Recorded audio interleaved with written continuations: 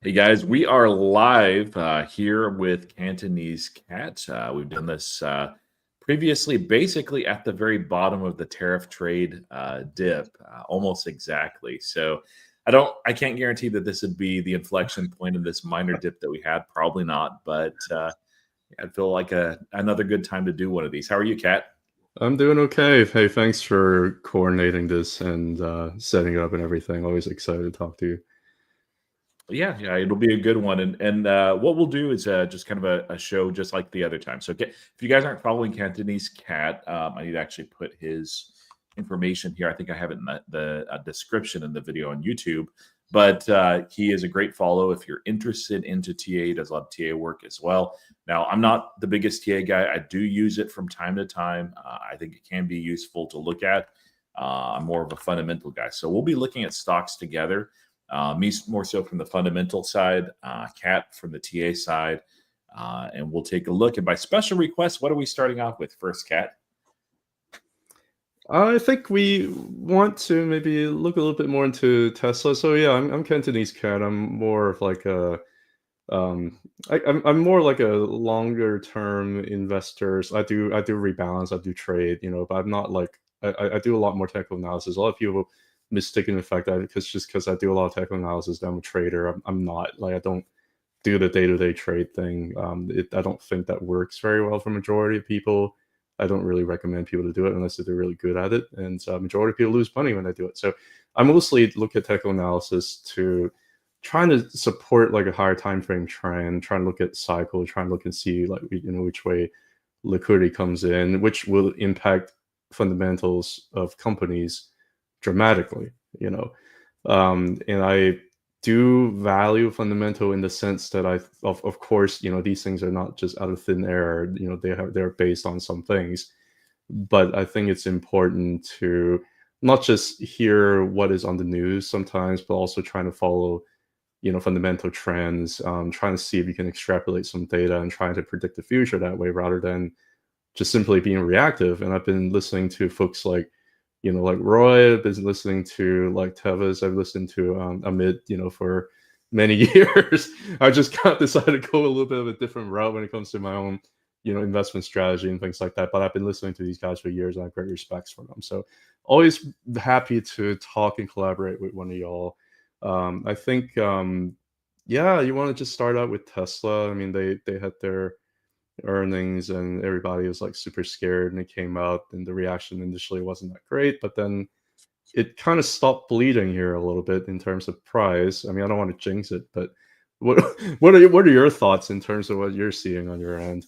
Yeah. Let me just first say, if we do, because I keep forgetting, and I'm trying to remind myself more so recently. There's a lot of people that are newer to the market, like that have been new as of like the last year and a half.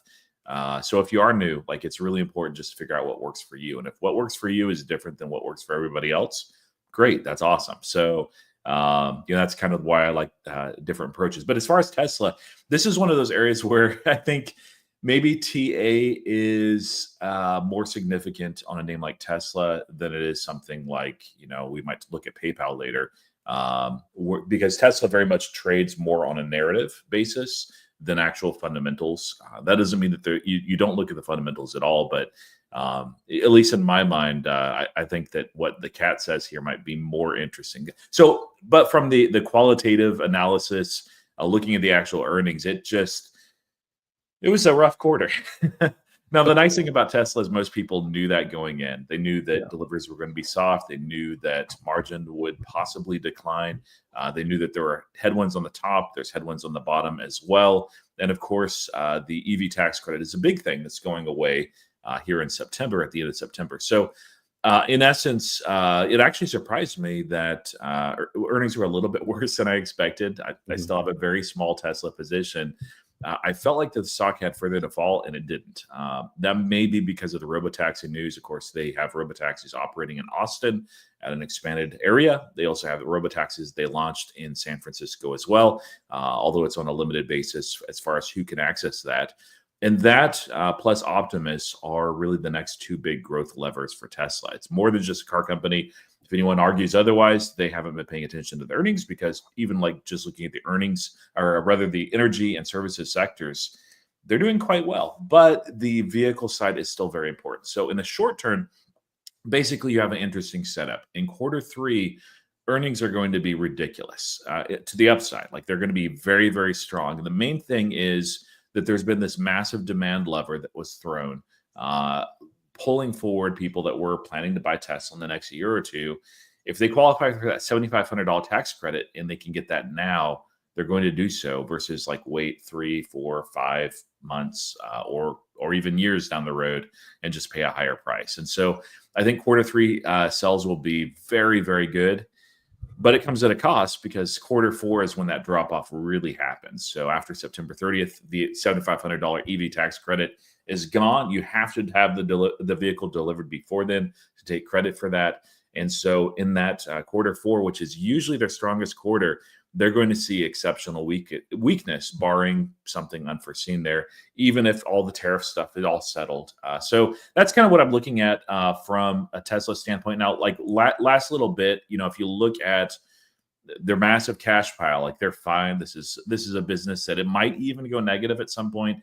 That doesn't scare me as an investor. It's just a question of how fast does that robotaxi revenue actually ramp up. Elon gave some headlines in the earnings call, but he's always a little bit optimistic with his targets, and of course optimist where that goes to. So I'm holding for now. I'd love to add at lower levels. I don't plan to sell what I have right now, but I'm not sure where it's going to go.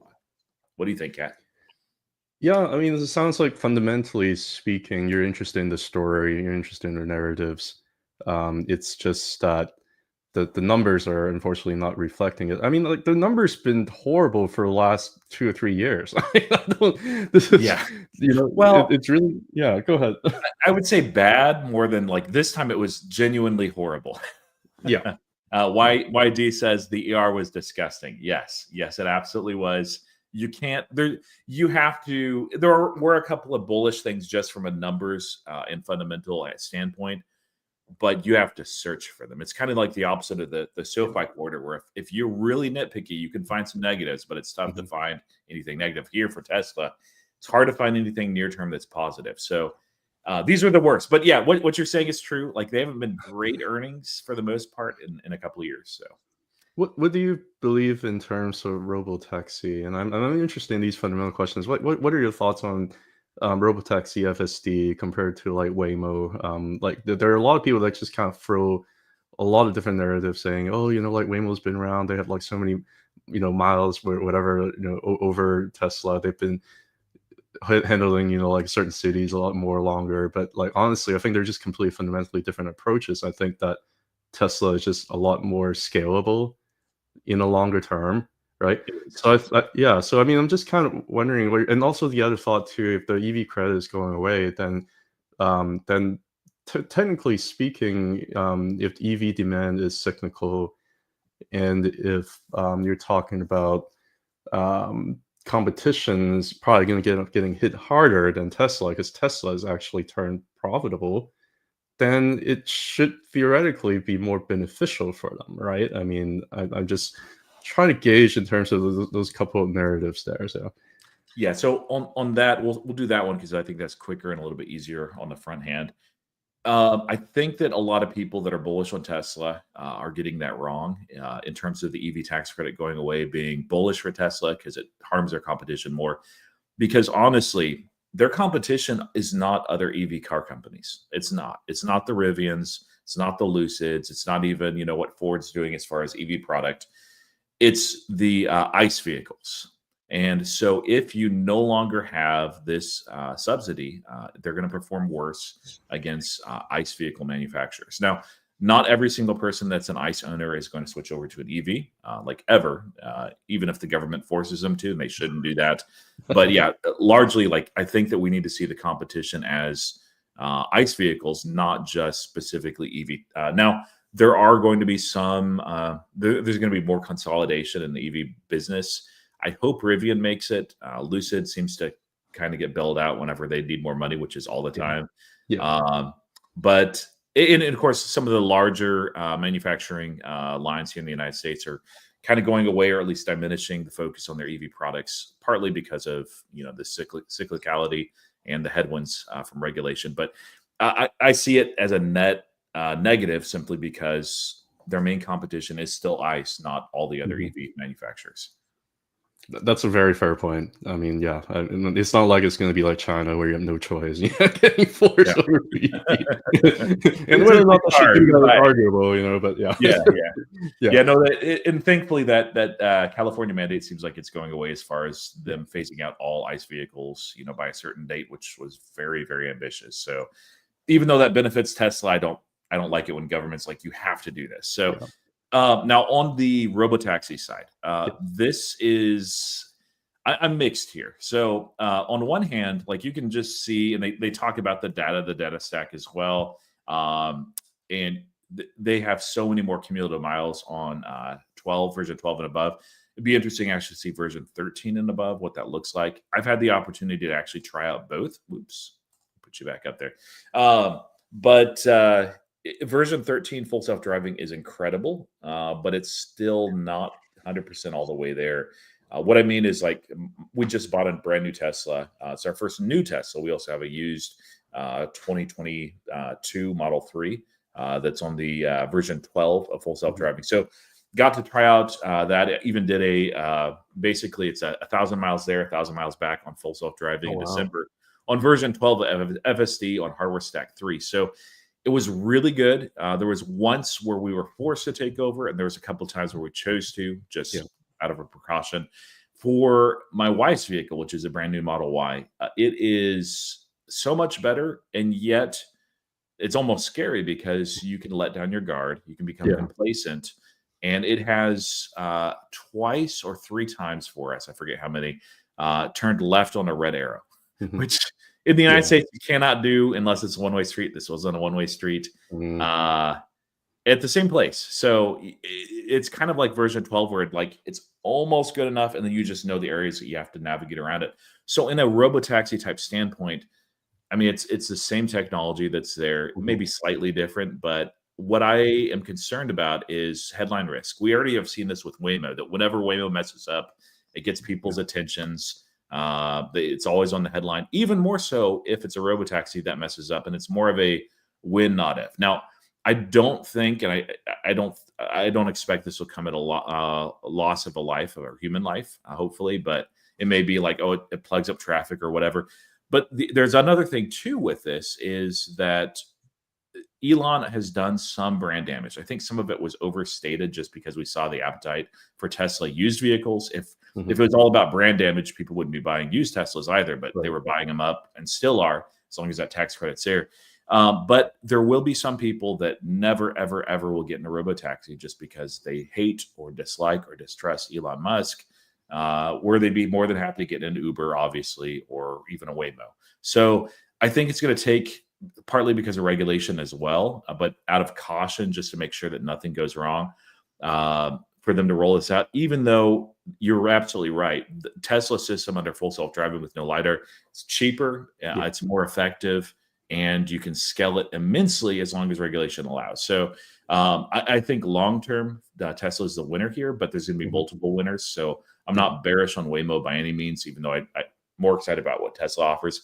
I just think that ramp is going to take more than that, like, I don't know, what was it, 5 quarters, 6 quarters that Elon Musk pointed to? Would love to be wrong. No, yeah. I mean, I'm also curious too, like, you've also mentioned that the most recent ER is horrendous. So there's not really any like short-term stuff coming that, they're on the horizon that could be catalyst potentially. I guess that's what catalysts are. You don't know when they come. But the question would be, if the ER is so horrendous, if you're based on a narrative, and if there are concerns for like brand damaging, like why are you still in it, man? I'm curious. I want to kind of like, are there anything on the earnings that you're seeing that are potential bright spots? Are you seeing any potential trend change in the numbers that kind of get you a little bit more optimistic? Just kind of wondering what you're seeing here. So I mean, like, it's a strong company, and I love the product. I can't say that enough. We own 2 Teslas. We're about to give away our last remaining gas vehicle to my son who's going off to college in August again. And so we'll be gas free. And it's not because I hate gas or anything. It's just like, Yeah. dude, the Teslas are amazing. Yeah. So that is a small factor. Now, it's not meaning that I'll never sell out or anything. I did reduce my position to about a 1% weighting. I regard Tesla, and this is not because of the way the company is, it's just where it fits in my portfolio, as a speculative biotech stock. Now, obviously, it's not in the industry, and they are profitable. They have massive amounts of cash. But the reason why I regard it that is I think that the next significant growth vector, and why I'm very interested in Tesla, is what they do with Optimus. I think that they're positioned very well for everything that they need to scale Optimus, which scaling is the hardest thing to do when it comes to this type of manufacturing, but also as far as the training and training clusters, and knowing exactly what is needed there to be able for it to actually learn, develop, grow, and become viable, both on a commercial standpoint and also for individual consumers. Now, that's probably like 5 years away, and that's why I regard this as like on the commercial side. That's why they'll sell some, but it's like a meaningful source of revenue is what I'm saying. Maybe a little bit sooner, but it's tough to have a huge position that where it's like, okay, I think the next big growth vector is 5 years out. Right. Even as excited as I am potentially in that. So that's a way that I'm regarding Tesla. And the other part of that is, scarcity. What other publicly traded companies are there that are here in the United States, or, in places where I can actually own direct ownership of the shares, that are in this bot business? There's none. So I want to be in that space. I want to be in Tesla. I also think Tesla is a unicorn, but there are headwinds, and I think it's realistic for me and appropriate for me to say, okay, I'm going to reduce to this position. Thankfully, all gains, so that's not like the worst thing. And if there's an opportunity and the price goes down, like it actually, like if Tesla was trading at $40, we wouldn't really be talking about the risks, because at $40, I mean, they're worth a little bit more than their cash. It'd be a little bit silly. And so then we'd instead be looking at the opportunity. So, of course, the higher the price goes without the fundamentals changing, that's when we talk more and more about the risk. That's when I'm a little bit more risk adverse, versus you get something where it gets crushed out. It's not going to 40, but I'm just saying, if Gordon Johnson was right and was trading there, everybody and their cat would be buying all the Tesla they could get. That's also a very fair point. Well, I am gonna. So So what I'm hearing is that the essence of it is, hey, low gains, welcome. So the essence of it is that you're speculating based on a narrative. You're seeing the writing on the wall that this is going to happen. You don't know when exactly it's going to happen. You don't know the exact timeline, and there could be a lot of headwind heading there. But you're willing to spend about 1% of your portfolio in this speculation. Right. Yeah, and as things become more clear, like let's say Tesla has fundamentally reaccelerated, and it's in a much healthier place 18 months out. They're actually beginning to sell bots and get traction, and it's trading at $600 a share. I don't mind buying more there at that range. It's more expensive, but we have a lot more knowledge. We have more confidence in the direction it's going, timeline as well. So, it's not all about price, but it's a comfortable waiting for me. And I don't worry about what Tesla is doing as far as up and down momentum. Knowing what they're building is something frankly incredible. And it already is incredible. Like, it's not knocking with their existing products, but that's that next significant growth vector. Now, even on that, there are some concerns, just simply because from a business standpoint, I don't think the brand damage really matters there. But for individual consumers, like if somebody already doesn't trust and like Elon Musk, and even more so perhaps now after the last year, they're not going to buy an Optimus bot, whereas they possibly would have before. So I don't like it when the CEO is limiting his own TAM. Even in areas when I agree, with actually much of what and why he did, not to get political, but I mean, it is what it is. So happy to hold at 1%. The price goes down a lot of that risk is removed, and then I'm happy to buy more there. And if it rises up, I've at least got a little piece. And honestly, if bots do what I expected they do, the 1% allocation will look pretty good in 10 years, but that's a long ways out. Yeah. It's interesting because I think hearing your perspective is actually fundamentally, hearing your perspective is actually very similar, like from the technical standpoint. I don't know if you know like Danny Chang, like my collaborator. Yeah. Of course you heard of him. Of course you know each other. I mean, the thing that he is also he doesn't care about like buying at a high price if there's confirmation, like if the whales are aware behind the scenes of what could be coming. Because a lot of times with fundamental investors, very very difficult because we don't have all the information. Even if you are, even you had like Bloomberg terminal, you just a lot of times the stuff that you get is kind of delayed and the moves already happened anyway. Before we actually hear the news, and when we hear the news and they're trying to like throw us off, and so overall, I mean, the market is a weighing machine. Overall, it's going to turn out fine, but from Danny's perspective, it's like if the whales are who probably have more information than we do, and if they're in, and if we're seeing a lot of volume coming in, and if they're like big money is buying, then they probably know something, just like what you're kind of referring to. And he doesn't mind buying a higher price. Actually, it's kind of very similar thinking, but instead of us trying to do our own research and speculating, like I think he wants to kind of take a look at what the whales and the big money are doing with their money, which is like an interesting way to look at that. I did share my screen. I don't know whether or not you're Yeah. able Let to me see throw that that. up there. I was Yeah, I about to think ask. there's like something that's very interesting that I kind of want to show here, and let me know if you can't see it. There There you you go. go.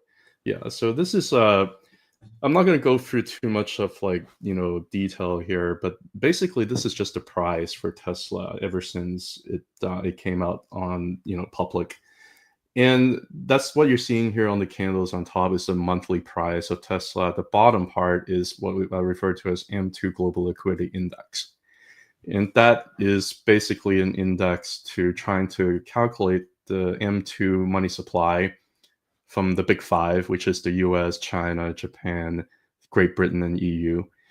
And it basically just kind of calculates the overall liquidity money that's available in the system. And you can just look at this. What do you see, Roy? Like, what do you think? I think you muted yourself. Yeah. I don't know. There's obviously consolidation there. So Yeah. I mean, like, just overall since 2011, though, like, it looks like whenever there is increase in global liquidity, a speculative stock like Tesla, and it was extremely speculative back then. mhm. It looks like whenever you have increase in liquidity, it just looks like price of Tesla is able to go up along with it, right? And the most recent big giant run that we had, and like at some point there is even talk about like bankruptcy, I think somewhere around like 2018 or something like that, and Yeah. yeah. So even the fundamental of the companies was not doing well. So even if you have increase in global liquidity, that they still got priced in, right? But eventually, when there was this big, turnaround with with their business model in combination with increase in liquidity that we had post COVID, this thing just beasted up all the way, right? I think a lot of people are talking about a lot of different, speculation. A lot of people talking about different narratives back in this big giant bull run over here that just felt like it just wouldn't stop until it did. And the entire time, this is really fueled by speculation because there's increased liquidity in the system and people are dying to try and put their money somewhere. So the way I see it is that yes, you're looking at Tesla's current fundamentals, current earnings, and they look absolutely horrible. Like it's just all the trends are not looking great. But on the other hand, if we currently have increase in global liquidity going on right now, and you already know that because Bitcoin just recently hit like this all-time high. I mean, it is correcting, currently, but that. You also know the S&P 500 and Nasdaq has been forming all-time highs, until Friday. So that global liquidity is increasing. The Chinese stock market has actually been doing extremely well behind the scene. It's just been forming higher highs and higher lows, and they're also injecting liquidity into the system. So that there's increase in liquidity, and how does that translate in terms of the fundamentals when there's increased liquidity, right? What do you think?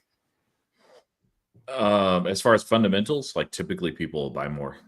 They have more discretionary income. Yeah. Not always the case, but usually. Yeah, and then they also like to so on both ends they might be a little bit more brave in trying out new things that they previously might not before.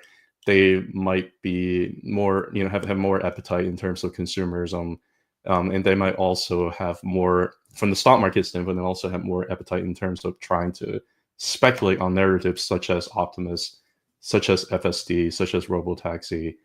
So as far as I'm concerned, if there is an increase in liquidity, which currently there is, really ever since we've had a hard time breaking above this resistance zone over here with global liquidity for like 2.5 years. From 2022, 2024, I think that has to do with the fact that, like rates were high, and, there was just a lot of, hard time trying to break above. We tried to do it for a couple of years. We finally did it, and global liquidity has been rising. And when it's making higher highs and higher lows like that, and when Bitcoin's near its all-time high, when the stock market's near its all-time high, IWM, which is something that I like to talk about a lot, which is the Russell 2000, which is basically the small cap, more speculative, stocks. They're usually more high debt. IWM also goes through these kind of liquidity cycle, very, very similar to Tesla, actually. If you're looking at this chart over here, the top part here is the price action for the Russell 2000 small caps. And the bottom here is global liquidity, right? In general, we have increasing global liquidity. You might have a lag here for a few months, but eventually IWM, the Russell 2000, is going to end up breaking to all-time highs once you have so much liquidity in the system, and once speculation comes in, and once they really want to put money somewhere. Usually you end up making all-time high for the Russell 2000. And I don't think Tesla is a small cap stock. I'm not that dumb fundamentally, right? But I was about to ask, I'm like, okay, so what's the correlation here? but I think that both Tesla, and it's interesting, I think both Tesla and IWM tend to run more with cycles, with liquidity cycles. With speculation cycles, with liquidity cycles, because Tesla is also cyclical. Like, it's the definition of a cyclical stock. Yeah. If the economy does well, Tesla should do well, and more speculation and more growth, and a lot of different narratives going to be way into it. Same thing with the small cap stocks, because they're riskier, they're higher debt.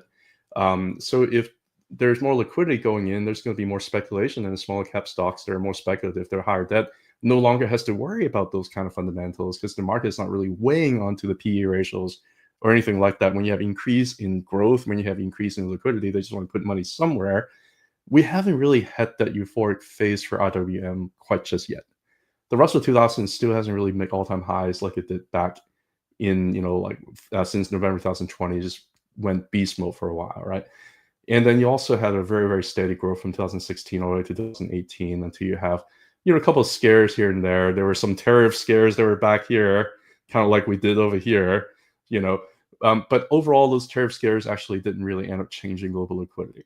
So the way I see it is that if you are being speculative, and even if you're not seeing it being reflected on the earnings for the fundamentals, I would argue that, hey, maybe there is just a delay here, because the effect of increased global liquidity still hasn't been felt with Tesla, and still hasn't been felt with like these kind of small cap, more speculative stocks, right? That's kind of one thought that I have. Now, I can show other things, but I kind of want to just like pause here and kind of see what thoughts you have about that thesis. Yeah, I'm not sure. I think that what that really does show is where Tesla would have been if not for some of the brand damage and some of the regulatory headwinds. Yeah. I think that they would have done quite well. Now, there's always other factors there. You could talk about, the timing, although I think it's less relevant with the current quarter that came out of the Model Y refresh and those sort of things. So I'm skeptical on monetary supply increasing, and so Tesla's going up. I know you're saying more than that. It's not just it's nuanced. You're right. More discretionary income, people buy more. That's good for a cyclical stock like Tesla as well. But I would be more compelled to buy something out of the Russell 2000 or a bigger basket of that than Tesla, honestly, at this point, just because of where it's trading at currently. Now, I don't know. I could be wrong, though. That's not an angle that I've looked at before. Yeah, no, that's fair. Because I mean, what I'm saying is not something that is like a dogma or anything. Far from it. What I'm saying is more just kind of like the trend that I'm seeing. and trying to lump Tesla as a cyclical and speculative stock, which actually kind of go along with the IWM basket based on those, Yeah. thoughts. The other thing too is the trend is your friend, and you don't really need any technical analysis to kind of look at the trend of the price. You can just see ever since really January 2023, it's been forming a channel on the way up. I don't even need to draw the channel, right? So somebody is speculating that even though Tesla's earning was extremely, extremely, extremely horrible here, it was catching a bid, and it's been catching a bid for about 2.5 years. And the trend has changed to the point where initially, I'm just pulling this. This thing is just called the Bollinger Band. You don't, like need to. It's not anything fancy. The Bollinger Band is basically like it's like a standard deviation kind of thing. And what you see in the line here is like the moving average for 20 different candles. And if the price goes up over the last 20, the trend is going to go up. And the last goes down over the last 20, the trend is going to go down, right? So what you're really seeing here is that the 20-month moving average has been downward sloping here, but and it's a little bit lagging. You already know that. Like, I don't need to show you this to let you know, hey, price is forming higher highs and higher lows, and the trend is changing. And this line over here is also serving as support. And these algorithms are also, looking at these different lines over here and also basically using this as support over here, right? Here, what happened was the narrative just kind of went a little bit too far, too fast. And next thing you know, like you said, if the narrative comes in, you're going to have a plummet, because it just simply may not be supported by the fundamentals. But from the technical standpoint, this thing was just way outside the standard deviation. It was just way outside the Bollinger Band here. So, so from my perspective, I think that this was just a little bit too far, too fast, and it just needed to correct and needed to cool down. And when it cooled down, it was finding support here. There were buys, just like folks like you might want to buy at 200, when you're interested in that price. So there's some psychological buying here, but there's also maybe some algorithmic buying over here too, because it was finding support. So I don't know whether or not TA is really like a self-fulfilling prophecy. I do think that there is a little bit of both, where algorithms like these kinds of things, and this also reflects human psychology in terms of cycles. And I also think that it makes sense, just even without looking at these things, it makes sense that whenever it's overstretched right here, you expect to come back down, right? I think I'm more just trying to look at technical analysis by looking at two things. One is the trend. The trend for Tesla is bullish until proven otherwise over the last 2.5 years. The second thing is TA can help us identify the levels in terms of entry and exit a little bit more. Like, I would never buy Tesla whenever it's way outside the upper Bollinger Band. I would never buy that, but I would buy it if it's retracing back to the mean, right? I would do that, which is exactly what I did. I would never buy up here, but a lot of people are getting really excited and just end up buying up here.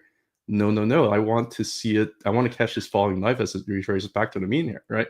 So that's kind of how I think about technical analysis. It's the trend, and also gives you levels that's more visualizable than trying to think about these different fundamentals, because you can get lost on it. So. Yeah, I feel justified now selling outside of the Bollinger Band, taking some profits above 400. I mean, not just from price, but like from here now, I'm like, okay, good job. But no, I mean, it's not. I think if someone's buying Tesla and holding it for a decade, it's probably going to work out well. But there's probably, from my standpoint, I think there's more attractive plays. Now, there's a couple of things, a couple of comments that I thought were pretty interesting. So one is this. Problem with Tesla is the technicals go take a big poo-poo the moment Elon does something. Comment on that? What do you think? I mean, arguable. I think people. It's always like the chicken or the egg, right? I mean, you know that Elon's going to say something stupid. It's inevitable. Yeah, that's not news. A different kind of key risk.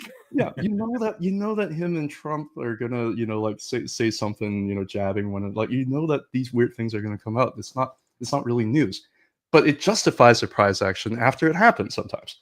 So is it true that these things are moving price, or is it the price are going to move that way and they're just trying to make retail feel better by saying, oh, it's Elon's fault? I don't really know the answer to that. All I know is that and certainly there might be some small degree price movement that can go along with like brand damage and things like that. I'm not arguing that point, and certainly there could be some political implications in terms of affiliations, and things like that. I'm not arguing that point either, but I think that the market is a weighing machine, and I think that these things are really not surprising anymore. So whether or not Elon says something and then the stock drops, like I don't think that's really the case because that's not really news. Yeah. So anyway. All right. So the other related is on rate cuts. That's kind of a wild card here. Is rate cuts, especially in a cyclical in an industry and space where most or the majority of purchases, at least, are inferred by the rates. This is something that could be meaningful if they do cut. So one of those things. Let me pull this up here. I got to remove your screen. I usually don't. I hold this in. This is rate cut probability, CME Group. So this for the end of the year, and we're currently at 425, 450. Now this shifts around a lot. You can see how much it shifted in the last week, in the last month, in the last day. But we're currently, as far as probabilities, it's actually jumped a good bit because a week ago we were at 20% chance for this 350 to 375. This is by the end of the year. This would actually be a pretty aggressive 75 basis points rate cut. So if that hits or is even more, and if we look at it, this is less certain and a lot more speculative, but a year out even beyond that, if we're looking at, rates at, 2.5%, which is unlikely, to 3%, there's a chance. That would be really good for Tesla. It'd be good for their solar side of the business, although a lot of that's more commercial. It's not hit as much by those rates, but they do some residential. It'll be good for the vehicle company as well. So it's a wild card. We'll have to see if rates actually come in a lot softer. So you have any thoughts on rate cuts and how it hits Tesla, or just more on the TA? And I'm not gonna necessarily try to like justify this with TA, but I do want to talk about one thing here. And I'm trying to line these charts together. I'm doing a very horrible job of doing it. Let me see if I can line them up as best as I can. I think this is probably going to be as good as it goes. Okay. All right. So if you want to, you want to show this screen here. The top part over here is the effective federal funds rate, right? This is what Jerome Powell, the Fed, has set in terms of the rates, in terms of what the Fed thinks that the interest rate should be. The bottom over here is the 30-year mortgage rates. It's obviously is very, very strongly correlated, but there are a couple of things that are interesting here. One thing is that the mortgage rate, the 30-year fixed mortgage rate, has already started to go up before the Fed increases, right? I guess they're already ahead of the term and saying, hey, inflation is going to come, like the Fed's eventually going to raise rates. We're just going to be ahead of it, And the Fed eventually did raise rates, right? Which is not anything surprising. And by the time, whenever people start talking about higher for longer and get really scared, the interesting thing was, and I go back to IWM Russell 2000 bottomed on October 2023. The peak of the 30-year mortgage rate was at October of 2023. The Fed funds rate did nothing for almost the entire year after that, right? Right. Now, the interesting thing here too is I want to show you this. They like these are really truly like qualitative analysis, right? September 2024, the Fed starts to cut rate, right? By then, when they start cutting rate has already fallen for a whole year, or yield has already, like the 30-year mortgage rate, the real market condition has already been falling for a whole year, right? While the Fed does nothing, right? What happened on September 2024? When the Fed starts to cut rate, the 30-year rate went up for like half a year. Yeah. So I think that the thing is, like, the market is anticipating they're already ahead of what the Fed is going to do. And I think that if we listen to what the Fed does, we might be missing the mark in terms of what the price action and what the real market conditions are really truly reflecting. Because honestly, what impacts us more, is it the federal funds rate or is it the 30-year fixed mortgage rate, right? On vehicles, so the 30-year fixed mortgage rate is significant. And that's inferred by the 10-year Treasury yield. more so than anything, which is not tied to the Fed funds rate. So it's a slight correlation, but it's not significant. You can go on Fred's website and pull that up. I did that a month ago, but the data is now a little bit outdated. But I mean, it is. I'm actually not sure. Maybe somebody can tell me where the amount that the vehicles are being leased at in some cases, or at least sold at in the APR, where that is informed from. Is that the 10-year, which would be a longer dated term, or is it the 3-year, or what is that? Because that's something I actually need to look into. I don't know that answer. Yeah, because and that's interesting too, right? I mean, I'm just basically showing you that the market, even before the Fed started to cut, is already trying to ease the financial conditions by itself. Yeah. It's becoming easier to borrow money even before the Fed cuts. And when the Fed cuts, it's almost like, oh, you're finally cutting, and the yield actually went up. This is 10-year, and it's peaked over here in October 2023, right? Well, while the Fed's effective funds rate stayed the same, the 10-year has been going down, for like a whole year after that. This is the 2-year. The 2-year looked even weaker. It's basically, I'm in log here. I should probably do linear. Yeah, the 2-year is actually becoming really, really weak, and the 10-year has been holding relatively strong. But regardless, the real market condition is saying that borrowing money is becoming cheaper. And guess what happened on Friday? Even though we have a market tanking, like the 10-year yield went down like, where is it? Like it went down like 7%, right? And the 2-year yield, sorry, the other way around. The 2-year went down 7%, and the 10-year went down like 3%. So like I think a lot of things are already being priced in by the market.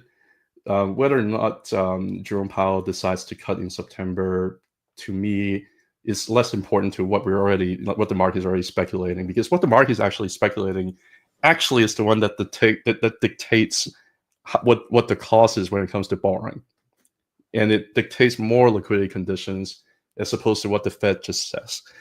If you listen to Jerome Powell, and I listen to him a little bit, I actually do listen sometimes. He says like nothing. he said nothing that like is surprising. It's always data dependent. It's like, well, this is the data right there. The data is on the yields. The data is what the market is doing. The data is in the economic data, sure, but they're also delayed. So what are you gonna follow? I follow yields, and I think this is also part of the reason why I like to chart, is because I can actually look at what the yields are doing.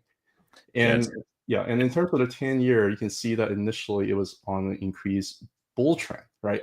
But right now the bull trend is exhausting. The 20-month moving average is no longer going up, and there's the standard deviation of that is decreasing because it hasn't really changed all that much. And we might be losing the 20-month moving average over here. There might be a trend change. So you already knew that was going to happen here for the 10-year. For the 2-year, it's already been so weak that you already had the trend change. And trend is your friend, right? So the 2-year is dropping, is most likely going to keep dropping. That's kind of how I look at it. But anyway, I'm sorry if I'm going a little bit too long on this, because I do want to get to Coinbase at some point. I think people are excited to hear your thoughts on it. Yeah. Let's maybe make that switch. But that is something to keep an eye on. That's the wild card if rates do decrease much longer. I did a quick ChatGPT search, so grain of salt, but basically between the two and I'm not sure if it's an average or it might change on the company, but it's the 2 to 5 year rates. Yeah. You can see the 2-year rate is coming down.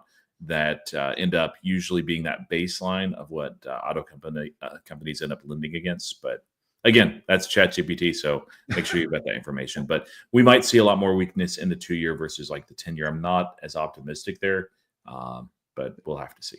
It's looking weak because if you are looking at like the trend is looking down, right? Yeah. And the other thing is, if you're looking at formation, there's something called like a descending triangle, where if you draw a top line, you can see like, the line up here is basically pushing yields down, right? And if you see a bottom line over here, there's a support level that looks like it wants to get broken, right? It's psychological. I know it's like a little bit voodoo sometimes, but basically this is like the kind of pattern that we look at for trend. And we don't know, we follow the trend. I think that's usually what the technical folks would generally like to say, which I think is true in the world as well. Yeah, and I think that bonds are a good place to look at, for TA. Now, it did remind me, and I know you would not do this, but this was like last year, I think, where Somebody I think on CNBC had broken down the TA of unemployment, and it's like, what are we doing? This is why some people will be like, "Oh, TA is all." It's because there's people out there that don't know what it's for, when to use it. Bond market, yes. Labor market, no.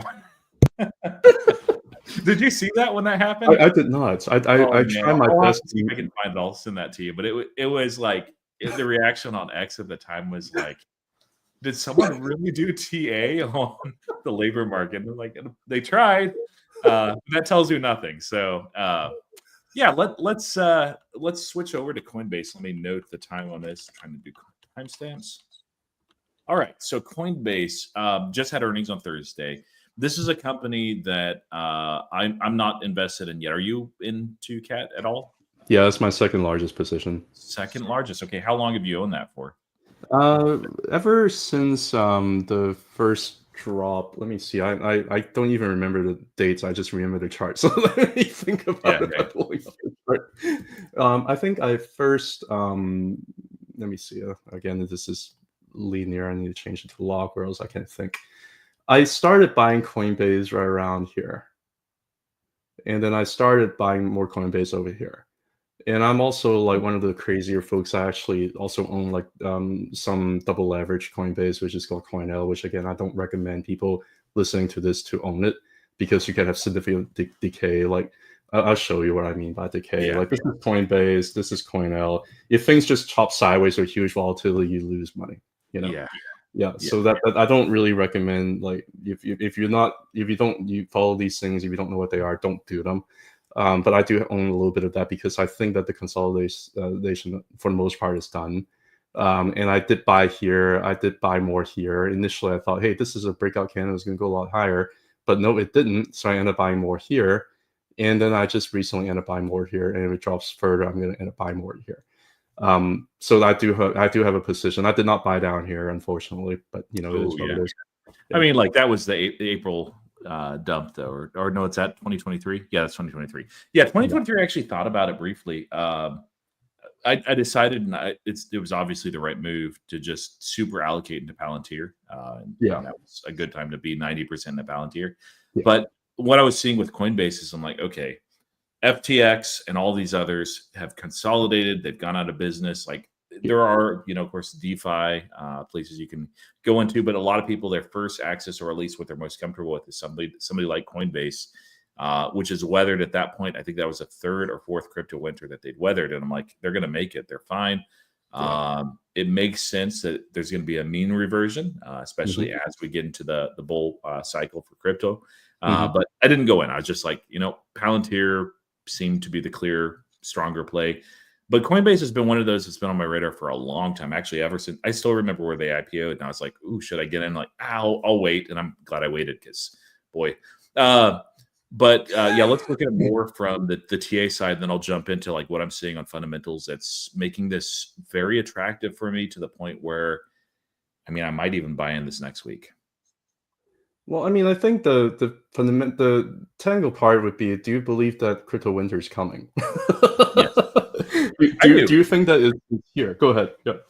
Well, I was curious, like what you think too, because I mean, like a lot of people are split on this, but my thought is there are some changes. The regulation is a lot more friendly, and there's a lot more institutions as well. But that doesn't, and historically, it hasn't prevented bear markets in the past from anything, whatever type of asset class it is.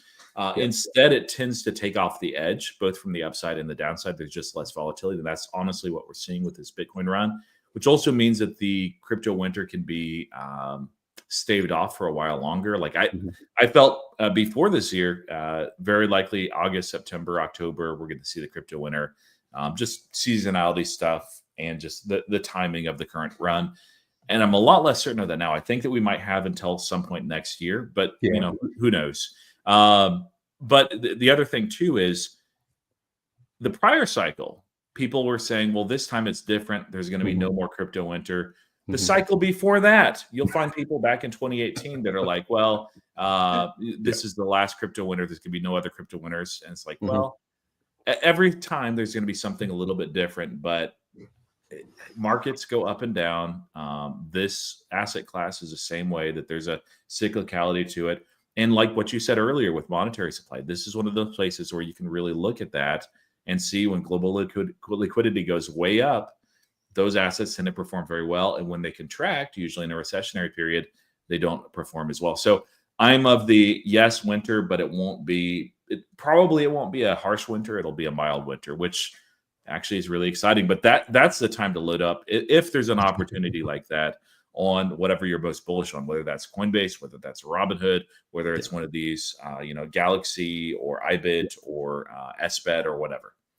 I think. What do you think? Yeah, and I have more questions for you. I love this. Okay. So yeah, I have more questions for you. So the question I have would be this. You I think the thought that you're having with the stability of Bitcoin prices, and also the whole cryptocurrency market in general, is because more institutions are coming in. There's more adoption. There's more, people actually paying attention to this. Ethereum is not just like a vaporware. Like there are all these things that are happening, right? That's the fundamental part of it. The question is this, right? What is the largest market cap stock right now, right? NVIDIA. NVIDIA is owned by mostly institutions. The volatility, and congratulations on NVIDIA, by the way. I think you're doing extremely well since April. Yeah.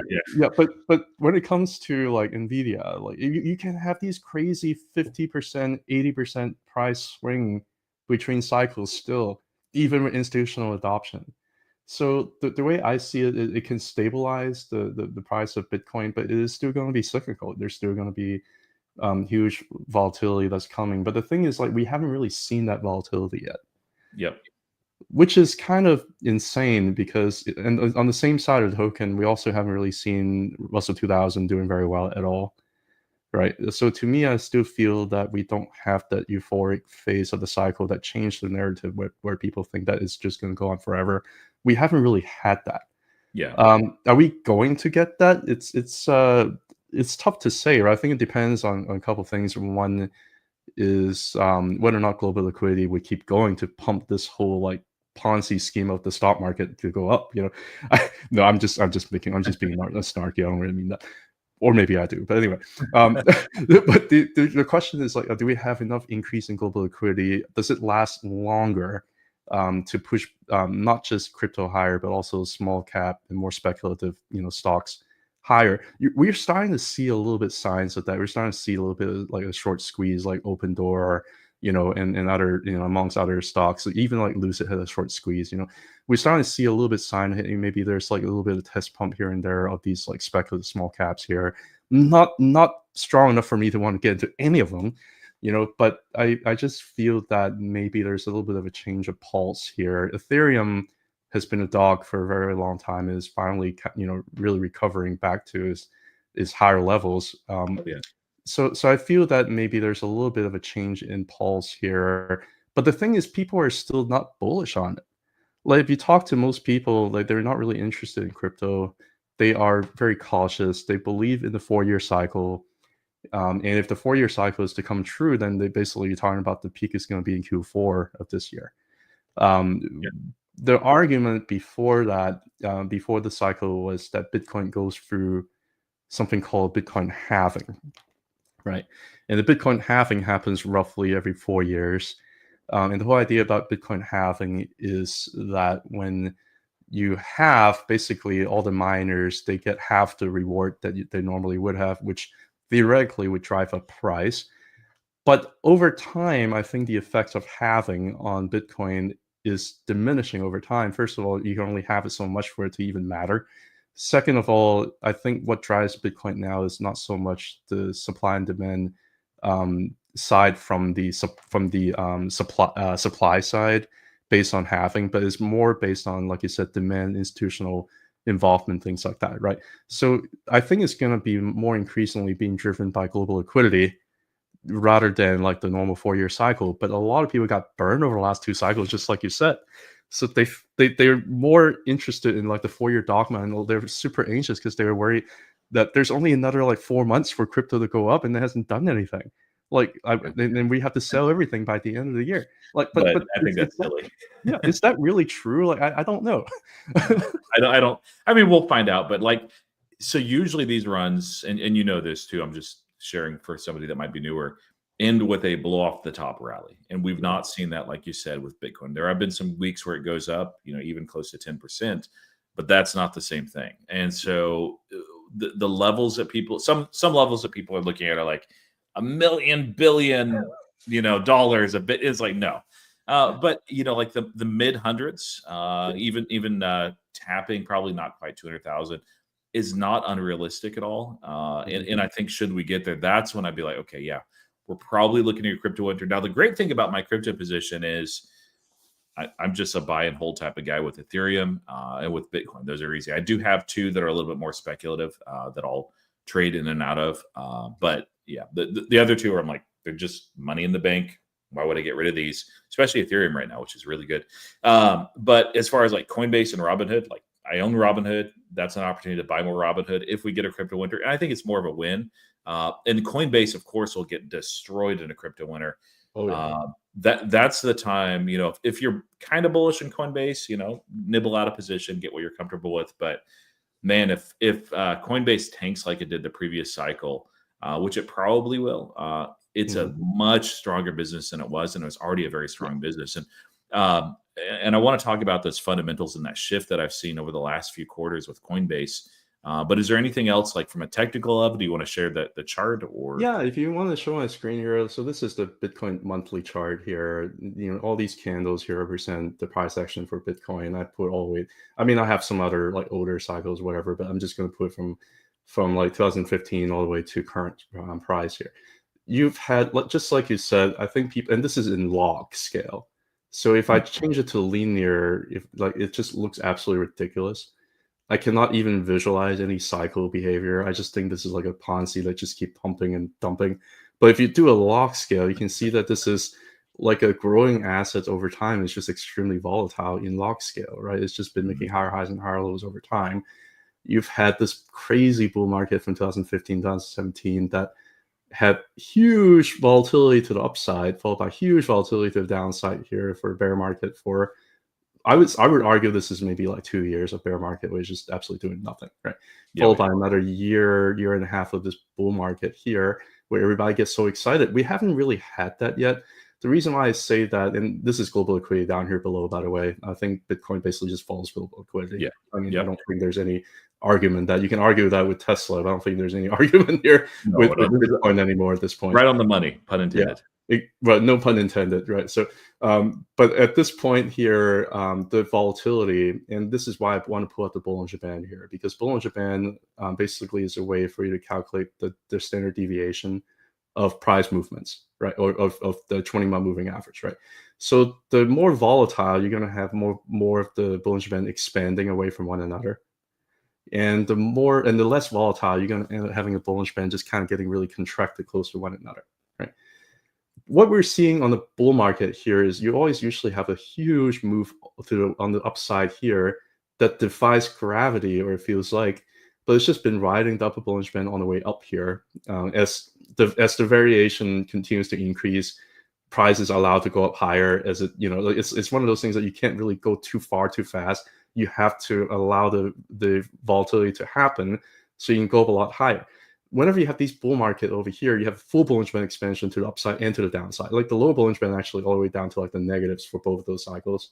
I can't even like pull it like all the way. I don't my mouse sucked. Anyway, you get it. It's all the way to the negatives, right? So what do we have so far? Do we have that huge volatility that everybody gets excited about? Maybe you can argue a little bit here in 2023 to early 2024, right? But really, since then, it's just been contracting. It's Mhm. just been boring everybody. It's just been contracting, and it's been going up, which is crazy, you know. So to me, I think that the volatility still hasn't happened. I think we're actually contracting to the point where it might be starting to want to do something here, because you can only have Bollinger Band contraction here for so long. Once you have contraction and consolidation for so long, you're going to have a big move. And the Bollinger Band is showing you that even though price has been going up here, it's really overall just been consolidating sideways over here for 20 months. So it's getting ready maybe for a bigger move to come. And if that's the case, I don't know when exactly that's going to be. If that's the case, then the move will be extremely volatile and it could follow one of these previous cycles here. To say that this time is different is, a little bit dangerous, right? So just to kind of illustrate what I'm seeing here with Bitcoin, I don't think that the big move has really happened yet. I don't think the move that has bring back the retail in and say that, hey, super cycle is here. Look, it's January, February, the price of Bitcoin is still going up higher. We're done. Like, I think that's going to be the most powerful thing if that ends up happening. But and that's what the charts are kind of building up for it to be. But I just don't really see it happening yet. I don't know when that's going to happen. I think that's all I'm really showing here in the charts. So. Yeah. That really good color on that. And I think we're looking at Bitcoin there. We'll talk about Coinbase here in just a second, but it's you can't look at like price to earnings, peg ratio. Like, it just doesn't work for Bitcoin. Now, there are some fundamental things happening, of course, with regulation. There are a lot of treasury plays. There's talk about a strategic reserve in the United States, also other countries as well.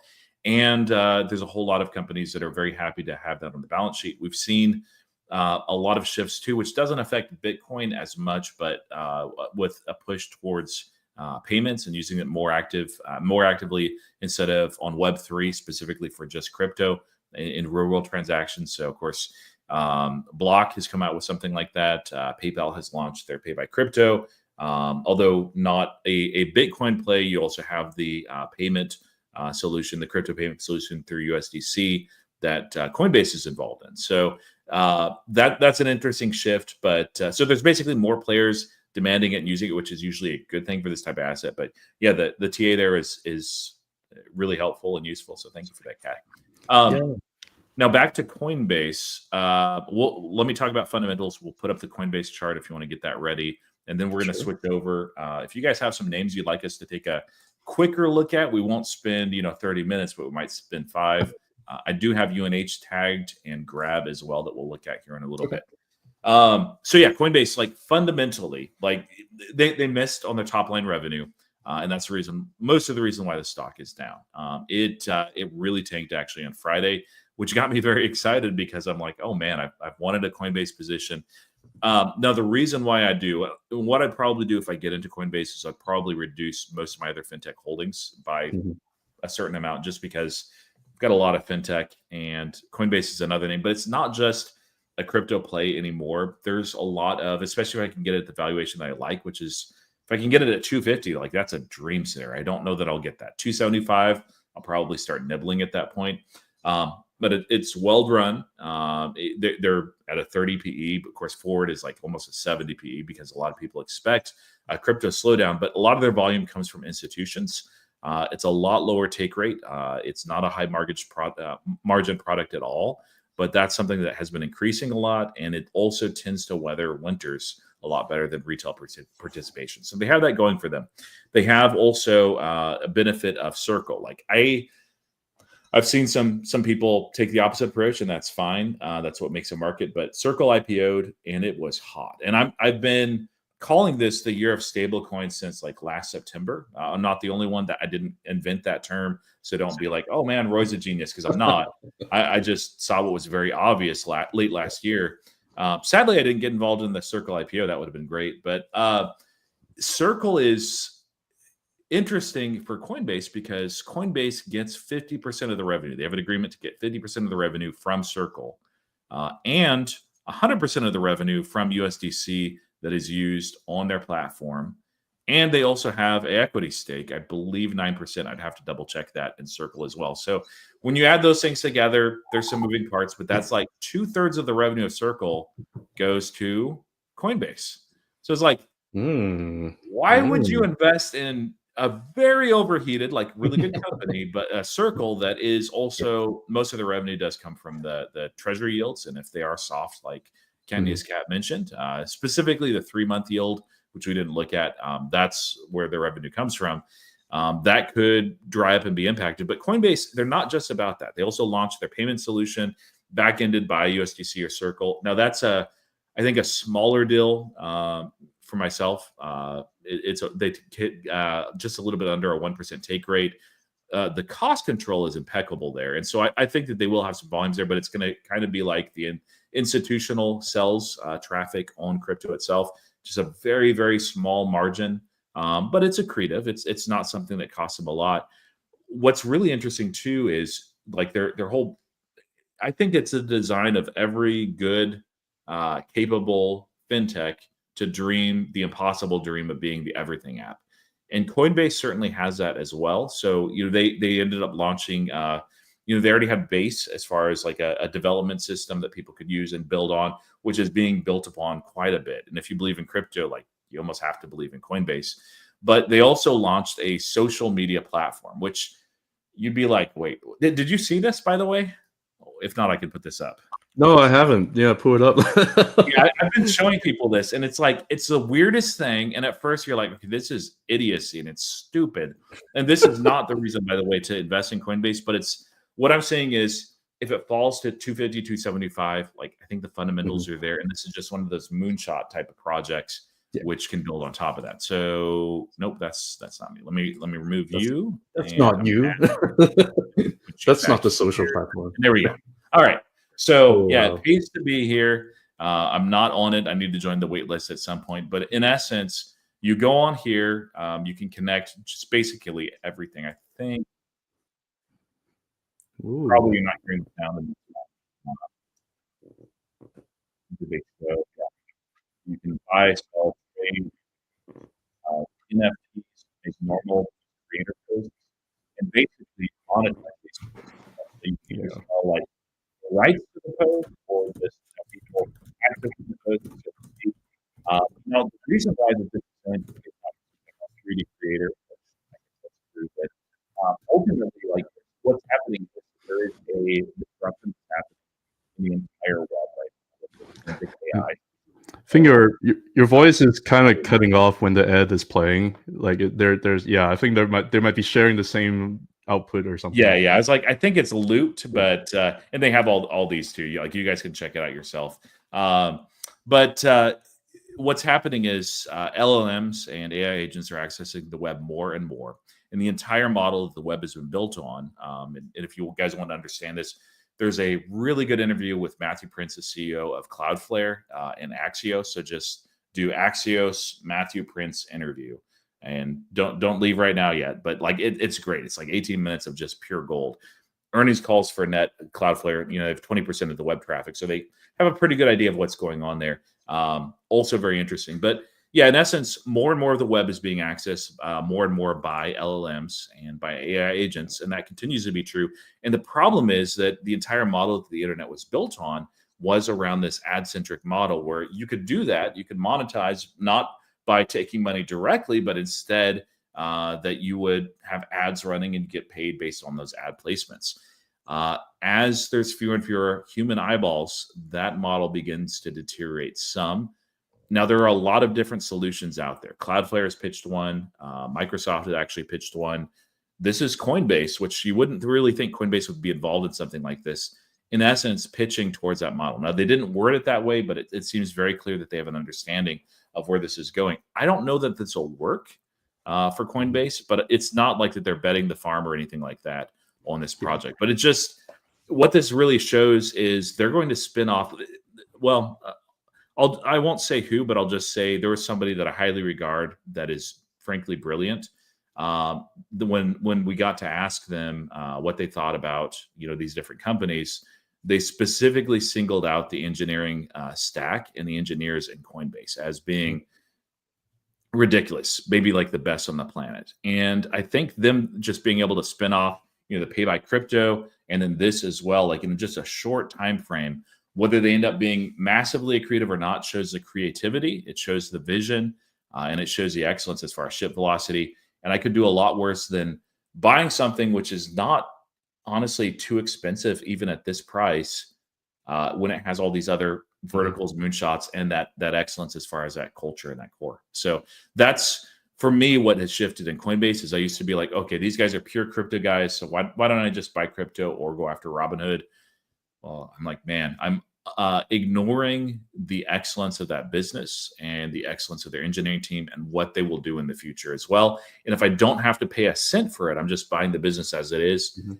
I really like that as an investor. So that's what I'm personally seeing. Interesting. Yeah. No. What do you think? Before you go into the chart, one more question for you. What do you think about the numbers from the most recent earnings, like the revenue? Um, obviously they missed, and then like their EPS just kind of went up to the roof. Like what's going on there that can kind of address that? Yeah, so just like it is with Robinhood for crypto revenues, Coinbase revenue is very lumpy. Yeah. You will have some seasonality, but mostly it's all over the place because of the Yeah. nature of crypto. And so some quarters. Let me remove your thing here. We'll add this. Some numbers, are like the institutional volume is pretty consistent, but the take rate there is so small that it's mostly about us, individual retail users. And so you can see in quarters where there's a lot of volatility and a lot of Mhm. trading volume, Yeah. they do insanely well for revenue, and their EPS is ridiculous. And it's less so. Quarter two is actually a good bit softer. So I wasn't worried about this. They did have some of course, additions in terms of revenue because of the acceleration of USDC. So, like, I'm bullish stablecoin, I'm bullish crypto. I'm seeing the change in the web model. I'm like, okay, I kind of get that. So, I focus on that more so than like, I think you can draw, even from a fundamental perspective, too much on like a single quarter. For instance, if we went back to quarter four 2021, Mhm. we looked at this, we'd be like, man, Coinbase to the freaking moon. Of Yeah. course, that's when crypto winter hit. So Yeah. things can change in a hurry. Let's see, net income. Net income, I need to actually do some digging. I don't remember why it was down this low. It was, and one of these quarters also had a one-time adjustment. So if you look at adjusted versus non-adjusted gap revenue or EBITDA, it was very different. But yet, no real concerns. Like this is also another good story. Mhm. Like Yep. it is lumpy as far as monthly. You'll have quarters where there's a Yeah. lot of people using this, and then the quarters where it's a little bit less. But you can see the trend up over this cycle, and I think that continues. I don't see why. Trading volume, I mean, that's you can see right here. Institutions are by actually, wow, I didn't look at institutional drop off. I'll have to look into this. Now it's not alarming because we see institutional volume Yeah. is a lot lower here, and it was Yeah. significant in quarter one, quarter two. But the margins that they actually have from the institution is so small that they get a lot more revenue from that tiny piece of consumer. But the Mhm. consumer was, half of where it was in quarter one. So not a concern. There's a lot more, banks and stuff getting in. So I know that's been. It's actually surprised me how strong the Coinbase stock has been trading, just because I figured, short term, the market is not a weighing machine. Instead, it's a voting machine, and that Yeah. narrative really drives things. So it's like, oh man, all this regulation in favor of crypto might mean that people get silly and think that banks will Mhm. kill Coinbase because everybody's just going to buy crypto on their bank account. No, that's not what we see with anywhere else. So I don't know. I think they're in a good place, but there are some things I need to look at. I've not looked at the SEC filing yet, and before I buy, I need to do that. I've Yeah. gone through their shareholder letter, but it's nothing like worrisome really stood out to me. So yeah, it, No, I man, think they're thanks for going through all that. It's actually helped to put into context. Like you said, I mean, this is extremely cyclical. Yeah, if you want to put on a chart, I mean, this is like the monthly chart on Coinbase here on the left side over here. These are monthly candles. You can see how whenever it IPO, that was kind of like the top of a lot of the altcoins. It didn't make a lot of altcoins didn't doing very well, all the way through November, but ultimately that was more like the last, cash grab, liquidity grab. You look at the Chinese market was already plummeting, like starting in April. It was like going all the way down, So I think you already kind of knew that the liquidity is kind of leaving the market, and you already kind of have an idea that hey, maybe we're going to have a little bit of exit liquidity here before going down a lot further. And then crypto winter went down a lot lower here. Everybody's super sad here. And then yeah. we end up, yeah, and then like the worst news that comes in here too. It's not just that. There's like Coinbase got a Wells notice, like, it's saying like, are you guys actually doing something legal here? Like there are all these regulatory headwinds, and that was like right around here when Coinbase was trying to recover. Like, I think right around like I want to say like maybe like around May or April or something like that. You know, Those were crazy times. Those are crazy times, and I was just like, "Man," and I was having some crypto on Coinbase, like, "What am I gonna do? Like, where else am I gonna transfer this? Should I just Do, liquidate everything?" Like, do I don't know. you Like, remember when China like banned Bitcoin like 10 times? It's like, oh. yeah, and then now it's not even a thing anymore, it's SEC was stop everything crypto. It's like, yeah, this is like a different environment. So, like, for those that are saying, "Oh no, crypto winter," like they are right that I think this is the biggest shift in terms of a single cycle that we've seen for Bitcoin and crypto in general. But yeah. yeah, Coinbase benefits from that. Yeah, but I think that's also another example of, like, why sometimes narratives are, "Hey, chill, it's okay. Wells know this. They got decent money. They got their cash. They can hire their lawyers. They can figure it out." Next thing you know, Coinbase just kept on going up, and the Wells notices was still active. I mean, during this run up, it's just that crypto just kept going up, and Coinbase benefited from it substantially because of the trading volume, just like you said, with retail and things like that. And then all of a sudden, it wasn't. And you can see like the right side over here. This is the total market cap for cryptocurrency, excluding Bitcoin and excluding Ethereum. The ticker symbol here is total 3. So total is just a total cryptocurrency market cap. Total 2 is like you take Bitcoin away. Total 3 is like you take Bitcoin and Ethereum away. So this is like the real pulse of the cryptocurrency market. And you can see these charts are very similar. Like I drew like the Fibonacci levels, which again could be entirely voodoo, but I think algorithms care about these kinds of things, and they give you some precise levels here and there in terms of like exiting and entering. Because if you look at what Coinbase is doing, it's basically been respecting these Fib levels after Fib levels as resistance and support, and it was basically just climbing the ladder up higher and higher. Here it's stalled sideways here a little bit. This chart actually looks very similar to what you were showing with like revenue. Anyway, it's quite interesting. But there was also when the cryptocurrency market was also kind of consolidating sideways over here too. So as Coinbase is trying to break above this all-time high and got rejected here because that's a pretty strong psychological level. Like you're about to make all-time high. What? Is this stock deserving to do that? I don't know. So it got rejected here. People ended up selling, and price. And I almost argue like I don't think the earnings was really that bad. Oh yeah, Yeah, I think it's an absolute overreaction to what the earnings are. And honestly, I think that if it's an absolute overreaction, I think somebody already like wanted to sell, and they were just looking for a reason to do it. oh Now, yeah. then if that's the case, then this is a monthly chart. This candle over here is not done yet. If that's the case, then there's going to be a lot of other people that are also like you that are looking for opportunity to buy because they can see through all of this and they believe in the fundamental narratives. They know where crypto is going, and they're going to buy on the other side. So it got rejected up here. So it's trying to hold this like fit level down here below 0.86, which is around 318.95. We did end up closing Friday below that, but it's a monthly candle, so this thing's by no way finalized. Can it go down further, like you said, like to the 250s or even to the 245 around the 0.76? It's possible to back test that area. It's possible. Is it going to? I don't think anybody's really going to be able to like guarantee you that that's going to happen. If it goes down there, is this a crap stock now? No, because it's been forming higher high here. And if you go down to 0.76, that would be a higher low, right? So I ended up buying more over here around like the 3 teens. And in anticipation that if it goes down to 300, psychological level or whatever, there are all these like fancy tools that like tells me, hey, maybe there's another level down here around 300, maybe there's another level down here, around like 250 or something like that. I mean, I I'd can love look at all these 250. things. I don't know that we're getting it, but boy, I'd love it. Right. Yeah, but I'm not saying like if it does, then those would be huge buying opportunities, right? Even Yeah. now, I think it's attractive. Even now, even though I've been buying like down here, my average was a lot lower than where it is. I end up raising my average and try to buy some up here, based on what I'm seeing, based on what I think is like an overreaction of the earnings. Also based on what I'm kind of seeing overall in the crypto market, I think it's gonna probably end up keep going up. I think Bitcoin is doing its consolidation, and Yeah. if that's the case, and if Coinbase, even though it's more than just a reflection of what the cryptocurrency market cap is doing, it is still going to be more influenced by that because most investors are still going to end up investing in Coinbase, thinking that these two are linked, and so far they are linked pretty well, right?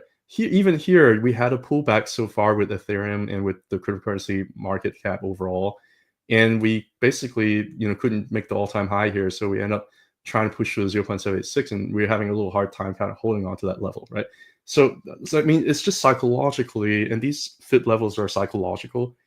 It's all kind of linked together, and I think there's a lot of correlation. I still think that the crypto market is going to do well, and if that's the case, because it's been forming higher highs and higher lows, like there's no reason not to think that. And the Chinese market is doing well. IWM, the Russell 2000 hasn't made all-time highs yet. There's still potential liquidity to kind of come in to change the sentiment, but that hasn't really happened yet. So I still have strong faith in terms of what I'm seeing here.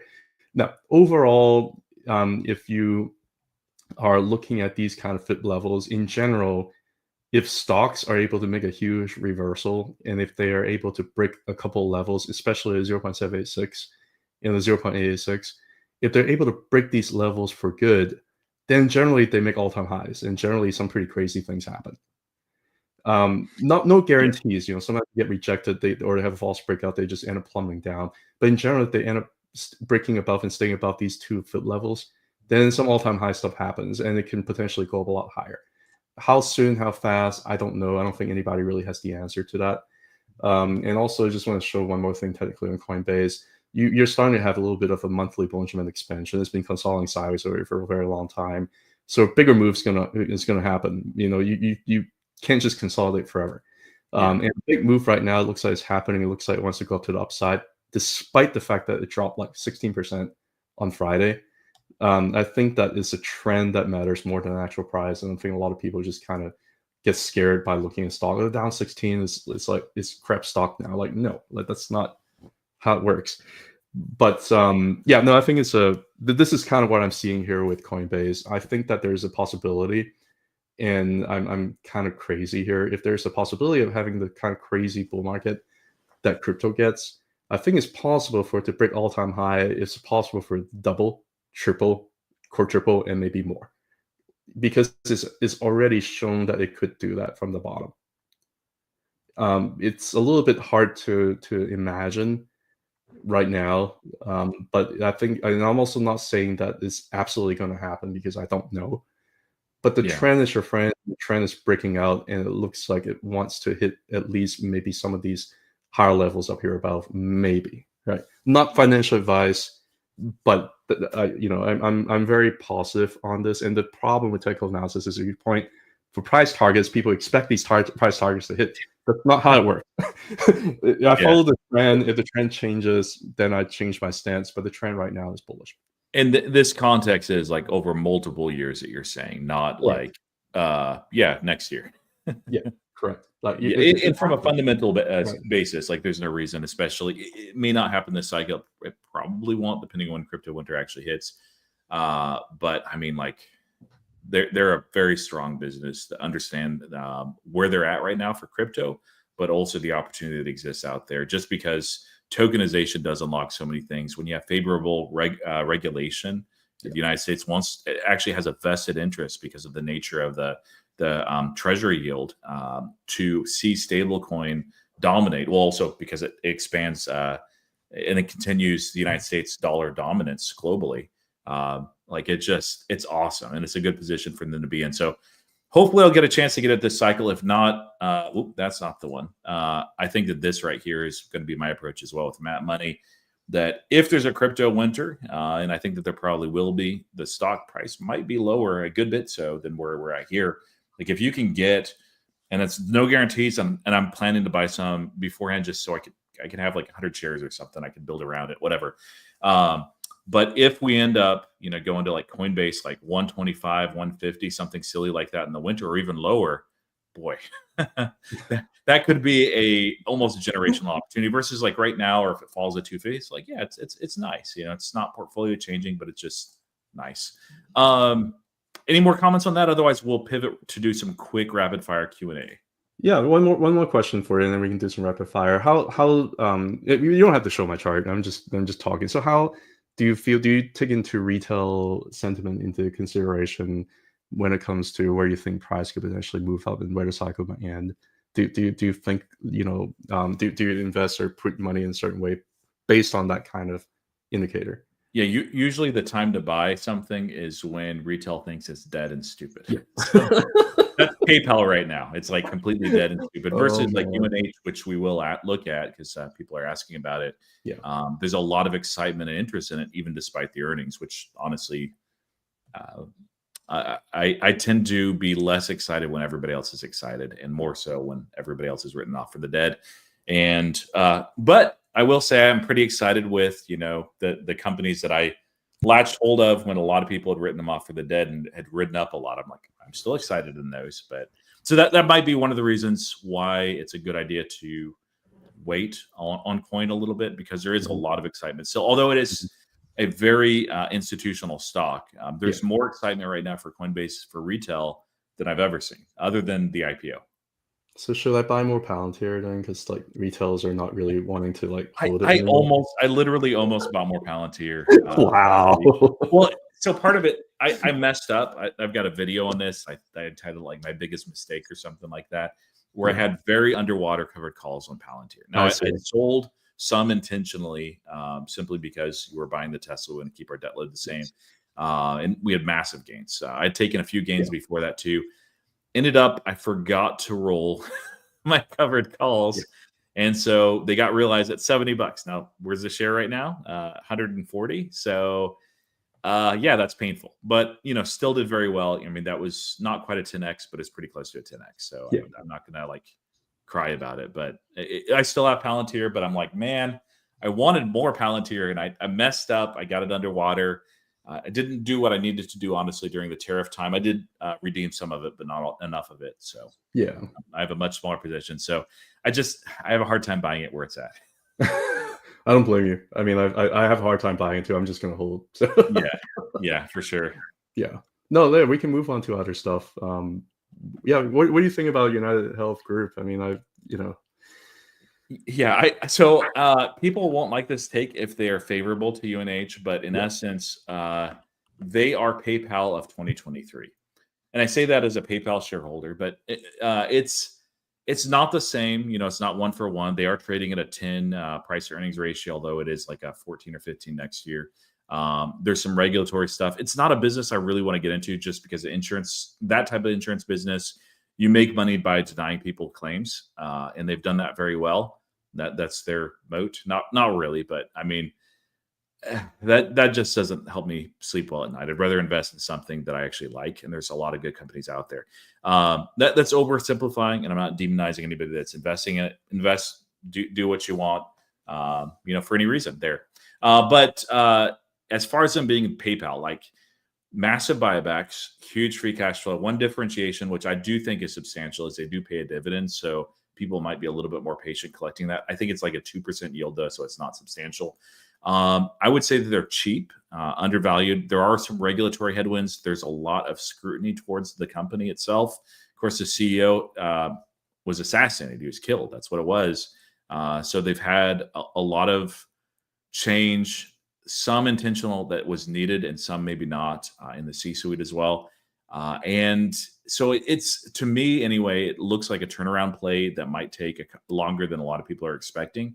I think a lot of people went into earnings buying a lot of UNH saying, man, it's really undervalued. How can it go lower? And it did. So, a lot of people are saying Oscar Health. Maybe we can lump these together because we want to be quick on this. But if I was going to invest in that kind of an insurance business, it'd be Oscar. I'm not. I think that there's higher value names out there, but it's mostly not a sector I want to be in. Yeah, I think I actually have some fundamental thoughts on UNH as well. The thing, well, I can talk about the technicals. Like, first of all, if you just look over here, and I'm not even going to show the RSI or whatever, which is a momentum indicator, if I can even take that out. This is a falling knife, guys. Like, I don't know what else to say. Like, it looks like remember I was talking about Bollinger Band expansion and contraction. It expanded and it's expanding to the downside. So the more it expands, the further down it could go. I don't know where support is. So I don't. falling Yeah. knives. The saying is always catch falling knives, something like that. So I mean, and I'm not here to like make fun of people who are trying to catch a falling knife, because if you truly believe in the business model, if you truly believe that this is something that you've been eyeing for a long time when it was up in 600s, yeah, it's a lot better to buy it down in 200s, sure. But if you're asking me about the trend, I don't know, right? Like I'm looking at this kind of look over here. I haven't seen this company had until, with the exception of during like the Great Financial Crisis, right? I mean, this is what we're talking about. And would you buy a falling knife during the Great Financial Crisis? Where is the bottom going to be? There's no bottoming process over here, right? Well, There's no zero is the bottom. bottom, but it's not going to go there. Yeah. If But it did, I'd buy it at 1 cent. I mean, eventually, so even the Great Financial Crisis, you can see like it took time, right? It took Yeah. about how many years for it to really form a bottom here? It took about 2 years to form a bottom. This is the kind of falling knife that we're kind of dealing with here. Like, there's no rush to buy this. I would. There are a few things I generally look at. The first thing is if I'm going to buy into like a falling knife, a couple things. One is, yes, you have the capitulation volume. That's tough, right? But you can keep having capitulation volume just for like half a year. It doesn't really tell you that the stock is going to be, it's going to slow down.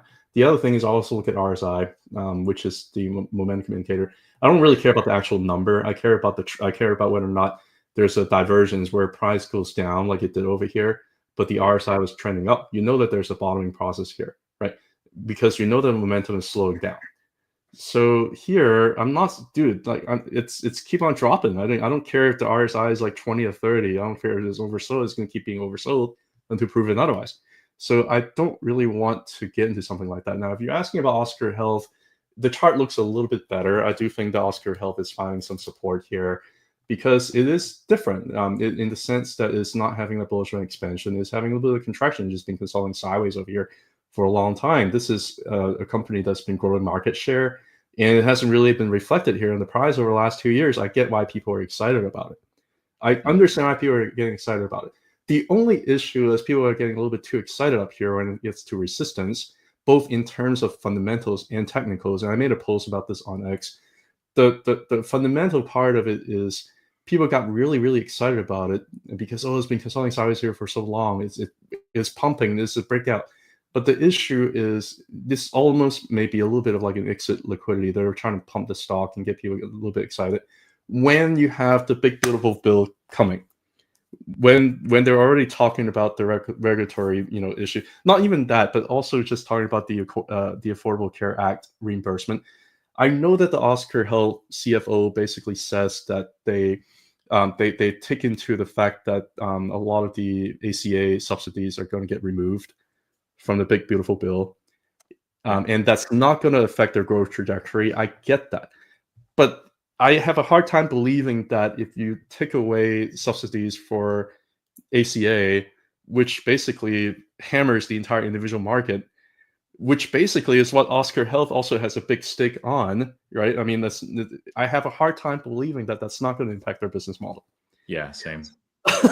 I don't care what the CFO says. It does seem well run. Like these people, they know more about the space than I do. But that one, I'm like, I don't know about that guy. So I personally like. There's other stocks I'm more interested in. But yeah, if I was going to pick an insurance company, OSCR over UNH. Yeah. Despite the valuation, UNH looks great, but I think it's going to be like PayPal was in 2023, where there will be some pops and there will be some excitement, but it's going to be range bound for maybe years.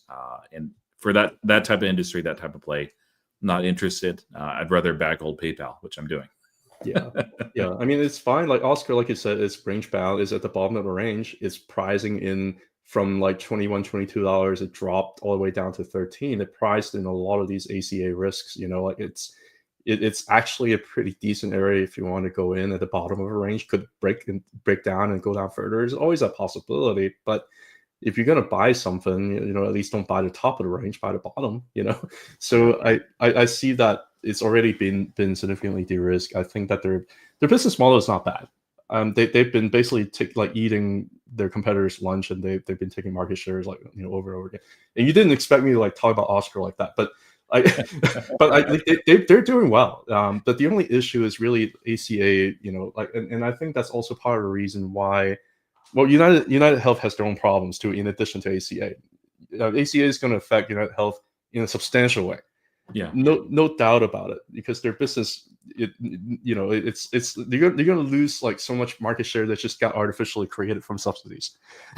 And those are like healthy people that pay, like pay money and just go get regular checkup. Now you're left with all these like sick people that don't really like do ACA, like anyway.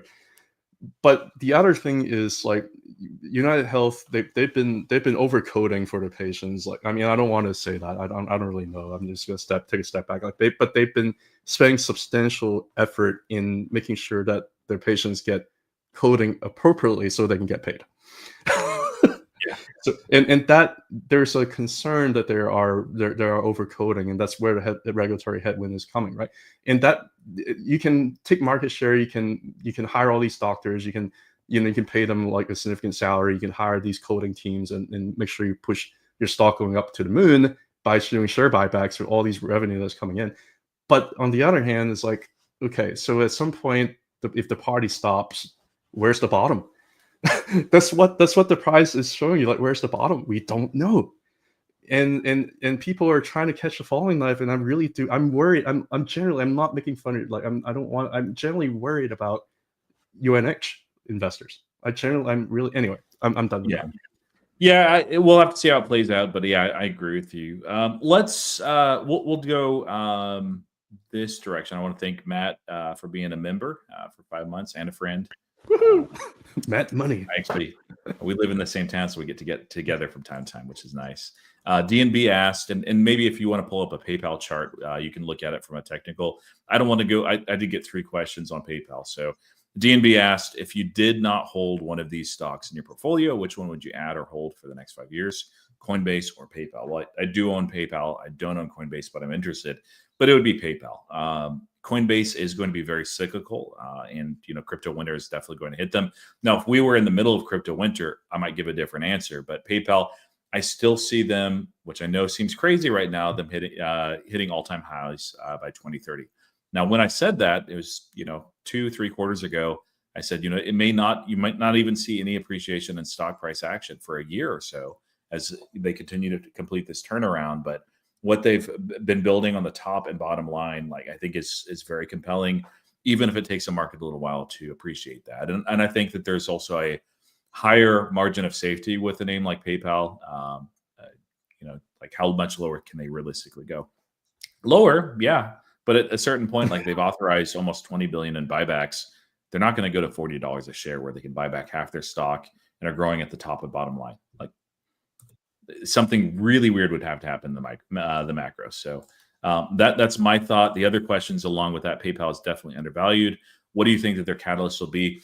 I think it's hard to say for sure, because this is one of those earnings where it was a triple beat, and it wasn't just like a marginal triple beat where it was like barely, like, top, bottom, revenue growth, EPS growth, and also guidance. Now, guidance wasn't raised quite as much as I expected it to be. So, but it still beat where a lot of people expected. I think it's going to be 2 things now, because I saw concerns on this. I don't know if it's valid. Sometimes people are just looking for a reason why the stock fell, instead of like actually finding the reason. They just want an excuse. Top line revenue growth of 5%, which isn't amazing, but Braintree is the reason why for that. They've shifted the strategy on that, taking less volume, which hits top line revenue in exchange for higher margins, which helps the bottom line. That headwind has been about 5% to growth. So in essence, they would be growing almost or around 10%, which is good enough for a company like PayPal. It's actually really solid on the top line, if not for that. Now, that headwind is already, the worst is behind us. Q3, there's a little bit more. And Q4, they're back off to the races again. There's a lot of initiatives like the Big 10, Big 12 contract, PayPal World, which really accelerates in January with Venmo being able to be used anywhere PayPal or UPI or TenPay or any of these other major companies, Mercado Pago, are used throughout the world. That's a huge accelerator. It's not small. Their advertising is ramping up. I think it's a little bit early for revenue on that, but advertising, I think, might be significant enough that they have to at least talk about it next quarter, that they might have to even put it into and break out the earnings, or at least have a footnote there in Q4. And I think at the beginning of next year, that might be its own line item. And the reason why I say that with confidence is Dr. Mark Grather is the head of advertising. They just kicked it off essentially last quarter. They had some major partnerships that they announced in Cannes, France. Probably saying that wrong, by the way. But he has built from scratch the advertising unit for Uber. It is a different type of advertising play, but basically from nothing to where it is, well over a $1 billion run rate. And it didn't take that long, almost 100% margin. It's not quite, a little bit less for PayPal, but it's still very high margin. He also was instrumental in building out he was acquired actually Amazon's advertising system. It's one of the reasons why Uber entrusted him to run their advertising unit. So he's had successes multiple times. He is one of the most highly regarded names in the industry and space. And how much is actually priced in by analysts or even guided for by PayPal? $0. And this is a business where when he was asked directly, they're like, hey, what kind of internal targets are you looking at? He said, well, we've not released those, and so I can't do that publicly. But you've seen what I've done in the past, and so you can imagine what we're aiming for. It's like, it's not going to be a hard sell, especially in the type of environment where some advertising models are a little bit challenged just because that shift that I mentioned in the net versus a transaction graph that PayPal is actually issuing and doing. Plus, they're actually using and leveraging that data. So all that to say is those, I think, all collaborate to be a catalyst that I think by Q4, the market will get it. That doesn't mean that PayPal is going to be like trading at $300, but we might be back in triple digits sooner rather than later, early next year. That said, I'm not buying more just because I have so much in my portfolio. So, Kat, any thoughts on that, or do you want to show us the chart? Yeah, I'm kind of surprised that they didn't tap into the whole crypto thing more. I mean, they do offer, some level of crypto trading, and they do have, like stable. I don't know. It's just a little strange to me that. Anyway, if you're looking at the left here, this is PayPal monthly chart up to now from the 2021 drop, 2022 drop. On the right here, this is Nasdaq. This is the dot-com bubble. So basically just kind of illustrate in terms of there's a lot of similarities technically speaking between the two. I'm showing the monthly Bollinger Band here. It basically bounced from one end of the Bollinger Band. It was so much of a falling knife. At some point it has to catch a bit, right? It caught a bit right there, bounced a little bit, had a little dead cat bounce, and just kept decelerating, kept dropping down until it got to the other side of the Bollinger Band. That's exactly what happened with not Great Financial Crisis. That's exactly what happened with the dot-com bubble. Right. Mm-hmm.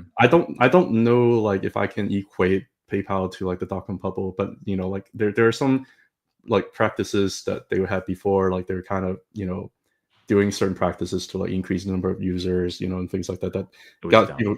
Yeah, I know. Like it got people scared, and people are probably now overreacting to the other side, even though you have a new CEO and everything else. And it's hard like once you have like a name damage and the stock is broken, like it just takes a while to recover. Even the dot-com bubble took a while to recover, right? I mean, I don't want to show you what happens after that because the Great Financial Crisis happened after that, but to kind of show to your point, like it's I thought that it bottomed over here, like that. To me, I think that was a clear bottom at $50. And I thought that it was probably safe to buy $50. I just didn't know how big of an acceleration is going to go up. I did not expect it to, when it come back down over here, after it pushed all the way up to closer to like $100, it didn't really quite get there. It was up in the 90s. I think it was overextended because you can see that it was kind of up a Bollinger Band. It was getting sold off. I did not expect it to break down underneath the 20-month moving average. I thought the $70 zone was going to hold because this is a very healthy uptrend. I thought it was going to make a little bit of a higher low here and then it's going to bounce up. It did not do that. It ended up breaking down underneath of that, and it's still doing its chart repairing right now. So I'm at this point it's a major laggard. I cannot really get into it in this phase of the bull cycle because of that. But if I had to pick a stock where if you like force me to pick one and hold for 5 years and not able to do anything with it between PayPal and Coinbase, if I want to sleep well, I actually might pick PayPal because I actually think that it's going to do well. Yeah, it's going to do well. Like I think it's going to outperform S&P 500 over the next 5 to 10 years. Like I think there's like probably very little doubt when that's going to happen. This is the 2 year, not 2 years, a 2 month candle chart here. Bollinger Band is showing a little bit of a different picture. It's consolidating sideways here for so long. It's waiting to expand, and I think we just need to claim the mean over here, the mean line over here, the 40-month moving average from resistance here to support. And once we're able to do that, I think it's go time. But you're talking about go time maybe like 2027, 2028, 2029. just because it's just so slow to get going. Mhm. Yeah, But well, yeah, I think January might be, late January, early February, when it starts to yeah, accelerate upwards. Not talking about like, even 150, but triple digits. I could yeah, be wrong, yeah. but that's one of the things. Like looking at the earnings, like what they've guided for, they've always been conservative. Like Mhm. they even talk about like like when they guided initially at the beginning of the year, like people are like, well, that's not very good guidance. They said, well, we're baking into our guidance a 3% global e-commerce slowdown in this year. It's like not for them, but like globally for everybody. It's like that's not what we've gotten. Amazon Prime was the opposite. In fact, globally up 9.9% according to Adobe Analytics, not just on Amazon but e-commerce worldwide. So yeah, I Yeah, think there's a lot going for PayPal. Not everything is perfect. Not everything is pretty. And that's part of the reason why it's trading at where it's at. But it yeah. feels But like, I mean, it always feels like we're at or near a bottom. It could go lower, especially if macro sours. But yeah, there's a limit as far as how far down it can actually realistically go. Just because they generate massive amounts of free cash flow, they yeah, are buying back gobs and gobs of their stock. You'll see top line revenue growth actually really begin to accelerate over the next 2 quarters. Even as like free cash flow, you can't read. It can be lumpy, and so you can read too much into a single quarter. For instance, this quarter, it's like, wow, it's really light. But they reiterated three different places. They're like, yes, we're going to get $6 to $7 billion in free cash flow this year. And so the next 2 quarters of free cash flow are going to look absolutely ridiculous, far stronger than the business actually is. But that might get some people excited too. So yeah. It just doesn't have people. You know how it's like you said, it's a voting machine. It just hasn't really been voted yet. Like this people is just like don't. not even the third party candidate in a presidential Right, election. It's like a write-in guy. right. It's like he got 12 votes. All right. But if But you're yeah, if you're hanging around these like lower Fibonacci levels, you can see how sometimes it takes a little harder to get things going. It's yeah. basically trying to jump like 2 levels and backtest one level. Is probably going to end up taking time to jump another 2 or 3 levels.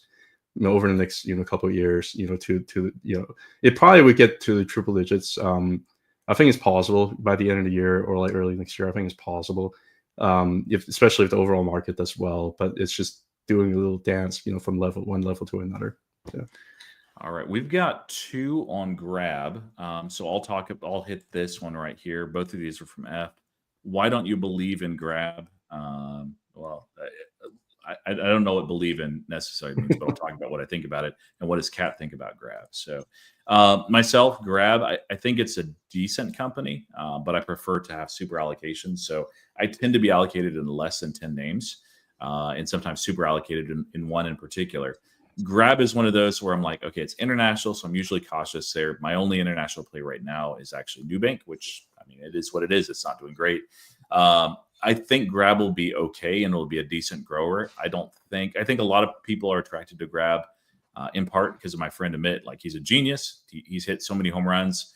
This one I think he'll do okay on. I don't think it's going to do a PayPal where it just sits in a range or bleeds, for 3 years. It'll appreciate in price, but are we looking at like doubling in the next 3, 4, 5 years? I know that they're increasing microloans. There's some risk that I see there. Although they're doing well so far, it's when your business is completely different from whatever vector you're trying to leap into. I think that there's some risk that you go in a little bit too hard, and with something like lending, that can blow up in your face. So I think that there's a little bit more risk there. I did watch the AI Innovation Day too, and it just nothing stood out to me like that was like, oh man, this is amazing. I even remember like it's really weird. They talked about like being able to get out of your ride if somebody is kidnapping you, and it's like just a different environment. Like What? we don't think about those things in the United States. So I'm like, Oh my goodness. Oh I man. don't know why they're bringing this up. It seems like a niche case. Like it's good. Yeah. Like you want people to escape from being kidnapped victims, but I don't know. So I think they'll do okay. I prefer to not invest in okay companies that have probably more risk than is being priced in. That's where I'm at. Yeah, no, that's fair. I actually have a small, like very small position in Grab. I love And the ticker name. It's like so good. that's It it's is.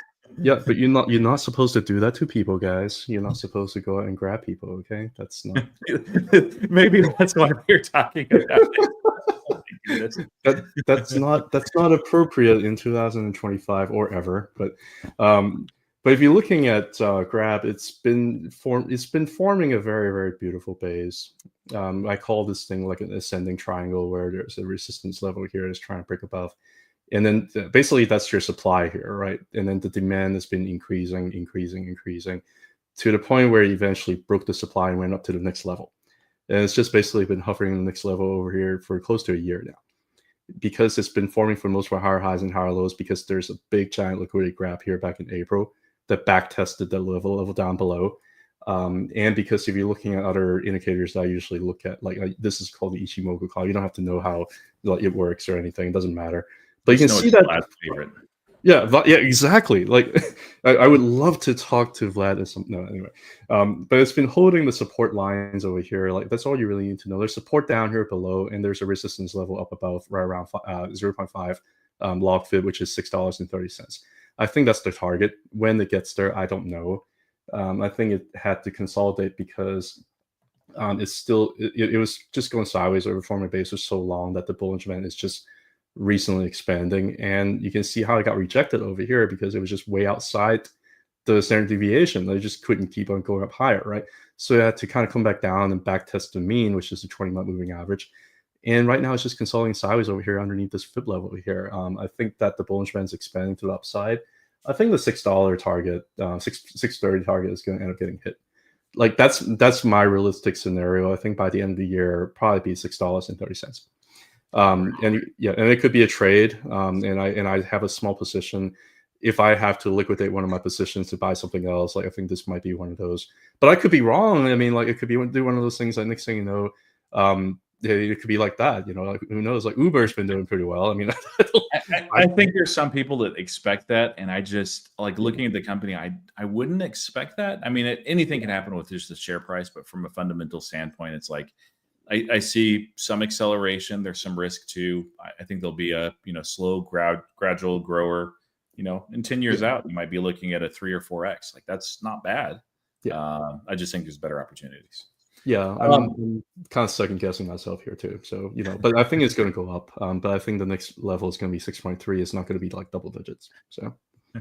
All right, so we got 4 more that I see that we'll do maybe like just really quick. First one of these on Palantir, I'll look at it from the fundamental side and you on the technical side. So just 1 minute on Palantir earnings. I think it's going to be north of 40% revenue growth. You can see massive government contracts in how they're talking about Palantir, like trying to figure out a way to move off of Palantir. It's not bearish at all. It's basically them saying, hey, there's so many freaking contracts going to Palantir. We need to figure out a way in the future in case Palantir gets too big, how to do that. Commercial side for U.S. Rapidly accelerating. The 10 billion contract isn't really 10 billion. It's more of an up to, but it's just showing the sheer amount that government is willing to pour into Palantir, and like they're killing it. Like, the last thing on Palantir it's a small thing, but it's really not. I have the quarter app, which I'll have keywords that it looks for, and one of those is Palantir. So in each place that Palantir is mentioned in somebody's earnings call, slide deck, transcript, that pops up on me, and they're just all over the place. They've gone from a company that few talked about at all or cared about to everybody's so proud and happy that they are on Palantir, using Palantir, talking about their incredible results, which sometimes are almost unbelievable. And then the competition is like, yeah, we'll go after it. And if we just get like 2% of Palantir's market, we'll do. So I thought that was pretty exciting. So tell me about the chart here for Palantir. Yeah. I mean, like if there was a company that could go like 40% or higher a year, I think Palantir would be it. But if you're looking at this is not Palantir's MSTR MicroStrategy. It hit the 1.618 log fit level here perfectly, got rejected there, and just kind of gone sideways here. Right? There's a reason why I'm showing you that. It's because Palantir is right at the 1.618 log fit. It does get me a little bit more worried because we're at some pretty important resistance here. It did go up a lot over time.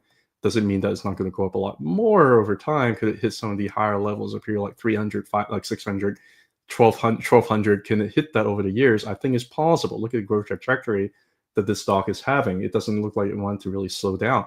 If you look in the Bollinger Band here, this is an expansion phase that is still going on right now. The upper Bollinger Band is still pointing to the upside. And the low Bollinger Band is kind of slowing down here for the first of the month, but anyway, it's still all the way down to the bottom. So this is a very, very impulsive bull trend. I don't want to bet against it, with the exception that I think it's overextended. It's at a resistance level. It's also a little bit far away from some of the support levels down below. Sometimes where you get a little bit too far, you can see how price, like back over here in February, price just get a little bit too far away from the blue line over here, and it's just simply they say, "Oh, we're not ready yet," go all the way back down to the level, and then eventually back in April we back tested some of these levels down here below, and then we're like, okay, back tested, liquidity grabbed, we're ready to go. Next thing they just kind of keep going higher, dragging the blue line up along with. Now we're overextended, right at resistance level right before earnings. I'm worried. I'm scared. Do I think it's going to go to 78? No. Do I think it's going to go to 104? Probably not. Because we already back tested those levels down here below. I don't think we need to do that again, and the momentum is very, very strong.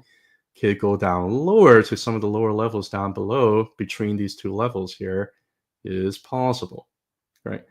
I wouldn't rule out anything here with Palantir. If they keep growing like 40+%, if the earnings just like blowing out the water, then we're going up to like 200. Maybe, This is, yeah. I mean, like I don't know if I would expect that at resistance we generally like to be a little bit more cautious, especially when it's overextended. And I can totally see like people kind of taking off chips off the table here because it's a very, very important level. Yeah. But yeah, I'll be lying to you if I say I'm not worried. But am I going to sell my Palantir? Is my biggest position. Oh, I think my cost average is like somewhere around like the mid-teens. Do I want to sell here and try to buy back lower? Nah. I mean, like I'm gonna be extremely upset if it drops like 30% on me. It could very well happen because it's a very, very volatile stock. I'm just being completely honest here. Am I bullish on Palantir as a company? I'm bullish here on the chart overall on a higher time frame. Yes, I'm extremely bullish. I think it has more room to go up, but understand that earnings are coming and expect volatility. All right, so 3 more right quick ones. This is, I think he's just asking for a chart, so maybe just give him a quick read on CleanSpark. Fundamentally, it's a Bitcoin miner. I don't love those. Good for trading, not good for actually holding long term. I've always had that position. If you want a proxy, Coinbase, Robinhood, that's where I'm at. Yeah, tons of technical damage here. It got rejected here by the Ichimoku cloud here for about a year and a half. Finally broke inside a cloud, which is a positive finding, but still had a lot of resistance up here. The blue line, the Tenkan here, the Kijun, if it decides to go up here, the red line, and a very important fit level here, 0.618. We got rejected here last month. We're consolidating. We're trying to form a little bit of higher low. How low does the higher low get before going up there? I don't know. Ultimately, the final boss is going to be 0.786, which is going to be the top of the cloud right here. If it breaks higher, and if Bitcoin goes like crazy, then I think that it could hit some like crazy levels up above. But before we even do that, one level at a time, guys. Like there's a lot of resistance up here. Level up here is repairing its technical damage. I have a position. I don't think it's just going to like moon slot from here. I do think that it's going to probably take one level at a time here. It's also a small cap stock, so it's waiting for the Russell 2000 to do well. It hasn't really been doing well. So those are the kind of headwinds that we're facing here. But yeah, I think it's going to be pretty decent. Do I think that it's probably have the local bottom here, the single digits here around like $6? I think so, because it broke back inside the cloud, is doing some technical repair, and I think it's going to do fine, but just be a little bit realistic in terms of like the move. Yeah, if it gets down to $6, I might swing it again. Yeah, right. Until they buy the next private jet. So, oh boy, that killed him. That killed the momentum. So, Novo Nordisk is another one that I'm seeing some mentions, and I'm actually interested in the chart. For myself, I'm a HIMS investor, so they're kind of at odds a little bit. They of course released that kind of front-running earnings, saying we are expecting a lot less in terms of revenue from GLP-1. There's some reasons for that. One is I think Eli Lilly actually has a significantly better product at this point. Another reason is like execution has just not been there for Novo Nordisk. They made a lot of missteps, including, really funnily, they did not re-up their patent in Canada. I think it would have cost $250. They're like, nah, it's good. Well, they got a warning and saying, hey, this is going to expire in January of 2026. You have to pay a late fee if you want to re-up it. And it's like, it's not worth $450. And so they're losing billions of dollars over somebody's silly mistake. There's been a lot of things like that for Novo Nordisk. So I was even tempted before that just because of issues that I've seen in leadership and management. And that's a big part of my investment thesis. And also the way that they were communicating about HIMSS. It's like, dude, this is a fundamentally weak company. That was before the massive drop. I don't tend to bet against companies, though, except as a hedge. So I decided to not do it. But honestly, I'm rooting for this not the downfall of them. Like they're not like a terrible, shady business or anything like that. But I think that the drawdown is well deserved. And if I was going to invest in the space, if it wasn't going to be HIMSS or LifeMed or something like that, I would rather invest in Eli Lilly. I think it's much, much better. You're paying a higher premium, but I would always rather pay a high premium for excellence than get something cheap that is anything but. Yeah, I mean, it's being reflected here on on the price. Yeah. It's a falling knife. Bollinger Band's expanding. I don't know where it's going to end. There's a lot of capitulation happening, but the stock can always surprise you and keep on capitulating even more. You don't know when the sellers are going to get exhausted because the Bollinger Band is fully expanded. It just looks like it just wants to keep on going down more and more, and there's no deceleration here on the momentum. So I'm staying away. Yeah. It's a scary chart. Like you don't even have to be a TA expert to look at that and be like, unless you love getting your hands bloody by catching falling knives. Okay, so let me ask you this: if you were forced to catch the falling knife of UNH or Nova, which one would you prefer? Why? Pain. Why? They're the same chart. Well, Yeah, I mean, they maybe pretty much UNH because the selling volume maybe is like starting to kind of decrease here a little bit. And you did have that big giant wick here below that this candle is just kind of filling it. Whereas for like NBO, like it's like gone way beyond this wick over here. Like it looks like it just wants to keep going down, and the volume is not done yet. Like there's no deceleration here at all. So yeah. Okay, second to last question, and we'll ask just a general one at the end. What are your stances on NBIS? NBIS is the ticker. And last stream with Manuel on it was great. Yeah, he's a great follow on X if you are into that stock. Would like more information. It's a hard one for me. So after that stream and after doing a little bit more digging, I was in it in the invest and investigate type of stance. And I'm like, I don't know if this is going to be a really good swing for me or a long-term position. I decided swing. I've exited fully with some very nice gains. I think I was buying in the mid 20s and I sold in the mid 40s. So, obviously I sold a little bit early, but that's okay. I think it's a good business, potentially a really good business. I think that they're going to grow very well. For me, conglomerates are hard to value just because it's not. I mean, there are a lot of things, and a lot of these businesses are not necessarily like Tesla is built out, where each of these you can see how they inform and they fuel the other aspects of the business. But it seems solid. It seems good. But I just made the decision I'd rather invest more in NVIDIA because honestly, if NBIS wins, NVIDIA wins. And if NBIS doesn't win, NVIDIA is going to win anyway. So I just moved all of the gains, I think every single bit of it, into NVIDIA. It's easy to sleep at night on that. yeah, that's fair. No, I mean, looking at the chart, I don't really know if I'm able to properly chart this because they've been out they're not public for That's from like 2022 to yeah, 2024. So I yeah, don't know whether or not what I'm seeing is accurate. It's missing information. The 20-month moving average, which calculates like it missed like a couple of years of price action, is looking good. It reclaimed the 20 here, so it could potentially go up higher to like 92 or something like that to help in Japan. And the Ichimoku cloud here is for some reason, even though maybe it's just more like algorithms, but it is reclaiming the Ichimoku cloud from resistance to support and is holding it pretty well. So for whatever that's worth, I don't know. But if you don't use any of these indicators, if you just look at the price action ever since it came back out, higher highs, higher lows, increasing volume, there's interest in the stock. So I think that it's not a bad looking one. I just don't have enough like technical information to really do a good trend because it's been out of the market for so long. Yeah, I didn't even think about that. Okay, so last question is, instead of just saying, we're giving 3, what are you buying now? Like, what are you accumulating, or is there something that you're really excited to accumulate in the short term? I'm buying Galaxy. I think I'm excited about the crypto market overall, and the chart's looking like it wants to break out. It's very strong. So I've been kind of buying it over the last few months, but when I see it breaking out, like, oh crap, do I not have enough time? So I'm actually happy. Like if it pulls back to like 20 or something like that, I'd be very happy. I'll buy more. But it looks like a pretty strong chart right here. So that's one. The other one, I'm not sure if I'm doing it correctly because I'm kind of like not very smart, but I'm actually buying Rivian in a small position. Small Yeah. position. Wow. I think it's forming a nice base here.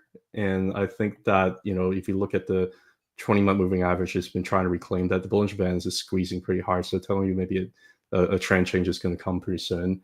And I think that every single time when you have people like selling, there's not much volume. When people buying, there's more volume. You can see that. So it gets me a little bit more interested. I think people are accumulating. I just want to accumulate together and see what happens with it. What else is there? It's just crypto miner stuff. I don't, Yeah.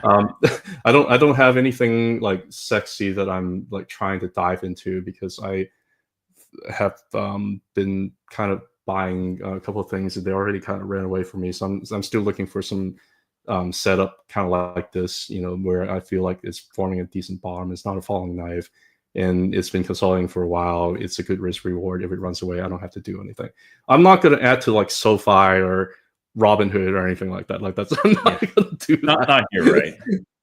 Yeah. So, but Yeah, anyway, they've yeah, been those are amazing my runs. thoughts. Yeah, especially for Yeah. Robinhood, like, boy, what a ride. Yeah, so for me, like, where we're at for current price levels, so I'm not gonna be like, because anything in my portfolio is fair game, if it falls enough. But Coinbase is one that I mentioned where there may be an opportunity this week if we're like if I like what I see at the SEC filing, and I need to go over that transcript as well for the earnings, the call itself. I may become a Coinbase shareholder sooner rather than later. I've been buying AEHR. It's my newest holding. It's not one I've talked too much about. It's a microcap. It's been around a long, long time. They very lumpy cells. Basically, they do it's air test systems. They do the testing. Actually selling the units. There is some recurring revenue as well that really benefit from the silicon or microprocessing boom. And so you had a little bit of slowdown in their underlying business because they've shifted away from rampant, ridiculous demand for silicon carbide, which is more of an EV type of application. There's just a slowdown in that side of the market, plus some uncertainty with tariffs that, people buying from the United States are like, well, what's the tariff rate going to be like? So they've waited on a couple of those purchases, but they have a gold rush basically on gallium nitride, which is largely being used in data centers. The advantage that the air test systems has is they're able to test instead of at the individual level, they test at the wafer level. So the entire sheet, 9 deep, I believe. And so that allows either more economics. So you're spending less as far as in terms of power. You're spending less time per unit, but you can actually do more time because you have a lot of them being tested all at once in those high stress environments. And what that does is really it increases the quality. And that quality control is something that the industry, especially with the data centers, like looking into like what happens if something goes wrong when they're actually training an LLM model, they lose a ton. They want that error rate to be so small. So that I've been buying a lot of that. I bought my initial buy was at the 12s. I'd love for it to get down into the 10s is greedy, but I built out my position some there. Now beyond that, Bitcoin is the only other thing that I've been buying. So Rivian, I don't hate though. That's not a bad idea. Yeah, I mean, I forgot to mention Bitcoin. I've I been think they'll be buying that. around. Like at the very least, they're going to get acquired by somebody. It's decently run. I mean, they do burn cash, but rate cuts are going to help them immensely. And I think that's all but inevitable. Of course, you do have what I'm thinking is, you're going to lose some because of the EV tax credits. And I think they're going to possibly that share price is going to look much lower in the face of that quarter four what they would post. And if so, like that's when I'll actually be very interested in Rivian. When companies are written off for the dead, but it's just an overreaction in terms of something that's happening in the macro. I love those opportunities in swing trades. I've actually been like, and I don't want to pretend I know fundamentals at all. I've actually been like checking out like the numbers for Rivian, and I'm actually kind of surprised how they're able to lower the costs. And actually, I guess I shouldn't be because inflation is going down, but like they're actually doing a pretty good job. Like they're not a joke anymore. Where Oh they yeah. where they like make a car and they end up losing like twice that amount. They're not doing that anymore. So Yeah, their cost of goods and services keep improving, and they also have, like somebody said, that they're just a car company. They're more of just a car company than Tesla is by far. They always have been, but they also, with some of their own individual technology, they've been able to actually sell that out to other manufacturers. And there's been a lot of investment from the Fords in the past, and the Volkswagen, Volkswagen, yeah. as well. So I don't know. I don't hate that play. I'd rather wait on it. Mhm. Don't know if EV tax credits already priced in. Some of it, we'll see. All right. Well, thank you guys for joining us. This has been a long, wonderful stream. The community, you guys actually make this a lot of fun for us. This isn't work. This is just enjoyment. And so from time to time, Cantonese Cat and I will try to get together and do something like this. If you enjoyed it, let us know in the comments. Be sure to follow Cantonese Cat if you like TA, if you're interested in humor or even just good singing. He's there on X. He does it all. So Yeah. any last words for us? No. I mean, I agree with the sentiment. Please follow Roy on X, on YouTube. I've been watching on and off his stuff for years, and his collaborator stuff for years, and they give a really good perspective. It kind of helps me to see it from a different perspective. I don't just look at lines and curves. Okay. I just want to say that. But yeah, thank you so much for having me. Really appreciate this, and it's always a fun time. All right. Happy investing, and bye for now, guys. All right, guys. Bye.